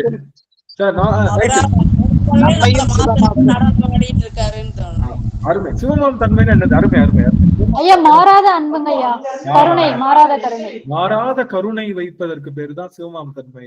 அந்த சிவமாம் தன்மையை பெற்று நாம சிவமாமா மாறணும்ன்றதுதான் நடராஜர் பார்க்கும் போதெல்லாம் நமக்கு என்ன வரணும்? அன்பு கருணை வரணும். நடராஜர் பார்த்துட்டு சும்மா நிக்க மாட்டேன், மூதுல ஏறி தொத்திக்கிட்டு இருக்கடா படுப்பாவி, சாமியை சரியாவே பாக்க மாட்டேன், காலில் வேற மிதிச்சுட்டானே அப்படின்னு சொல்லி இருக்கிறவங்க எல்லாம் சண்டை போட்டுட்டு நடராஜரை பார்த்து குனித்த புருவமும் அப்படி பாடினா நாம என்ன வைப்பாரு? அப்பாரு அவனை, நீ எத்தனை பிறகு எடுத்தாலும் நீ வர்றது கொஞ்சம் சிரமம் தான். நடராஜர் கோயில போய் சண்டை போறது எங்க? பிள்ளையில போய் சண்டை போறது, நான் முந்தி நீ முந்தி சண்டை போட்டு என்னைய அவன் மிதிச்சுட்டான், என்னைய அவனை மிதிச்சுதான், என்னைய பார்க்க விடல, அந்த மாதிரி அன்னைக்கு நிக்கிற உங்களுக்கு எல்லாம் மண்டையில அறிவு இருக்காங்க? ஒருத்தர் கேட்கறாங்க, அப்படியே கேட்கறாங்க, சன்னதியில நாங்க போன கடவுள்ல போனோம், உங்களுக்கு மண்டையில அறிவு இருக்கா இல்லையா? எல்லாரும் இப்படி நடத்திட்டு இருந்தா எப்படி சாமியை பார்க்க முடியும்? தள்ளி நில்லுங்க அப்படின்னு சொல்லி கேட்டாரு. பார்த்தேன், மாறிலாத பெருங்கருணை, மாறிலாத நீ கருணை வெல்லமே அப்படின்னு சொல்லி பெருமாளை வந்து அப்படி மாறிலாத கருணையா இருக்கிற இடத்துல எப்படி எல்லாம் பேசுறாங்க. அப்போ புரிதல் என்னன்னா, புரிதல் இல்ல. அடுத்த வாரம் எனக்கு நீங்க ஞாபகப்படுத்த வேண்டிய செய்தி என்ன அப்படின்னா, வானம் அப்படின்ற செய்தியை அடுத்த வாரம் ஞாபகப்படுத்த. அடுத்த வாரம் என்ன ஞாபகப்படுத்தணும்? நான் ஏதாவது பேசிட்டே போவேன், அது சொல்லணும்னு நினைச்சேன். இன்னைக்கு வானத்தை பத்தி சொல்லலாம்னு நினைச்சேன், ஆனா சொல்ல முடியல. அடுத்த வாரம் அடுத்த வாரம் தான் வெள்ளிக்கிழமை எனக்கு ஞாபகப்படுத்து. வெள்ளிக்கிழமை ஞாபகப்படுத்து. ஆக வெள்ளிக்கிழமை நம்ம எல்லாரும் திரும்பவும் சந்திக்கலாம். இதே 8:30 சந்திச்சு பெருமானை அப்படியே அடிச்சு நவத்தலாம் அப்படின்னு சொல்லி அத்தனை பேருடைய திருவடி தாமரைகளையும் அடியன் பணிந்து வணங்கி மகிழ்ந்து இந்த அளவுல நிறைவு செய்யற திருச்சிற்றம்பலம். வெற்றிவேல் முருகனுக்கு அரோகரம். ஆறிரு தடந்தோள் வாழ்க, அருள்முகம் வாழ்க, கற்பை கூறுசை தனிவேல் வாழ்க, குக்குடம் வாழ்க, செவ்வே ஏரிய மங்கை வாழ்க, யானை தன்னலங்கு வாழ்க, மாறிலா வள்ளி வாழ்க, வாழ்க சீரடியார் எல்லாம் மாறிலா வள்ளி வாழ்க, வாழ்க சீரடியார் எல்லாம். வெற்றிவேல் முருகனுக்கு அரோகரா, ஞானவேல் முருகனுக்கு அரோகரா, சக்திவேல் முருகனுக்கு அரோகரா. திருச்சிற்றம்பலம். அடியார்கள் உத்தரவு. ஒரு நிமிஷங்க இவ, ஒரு நிமிஷங்க. அடியன் பேத்து உத்தரவு வாங்கிக்கிறேன் ஐயா. உத்தரவு.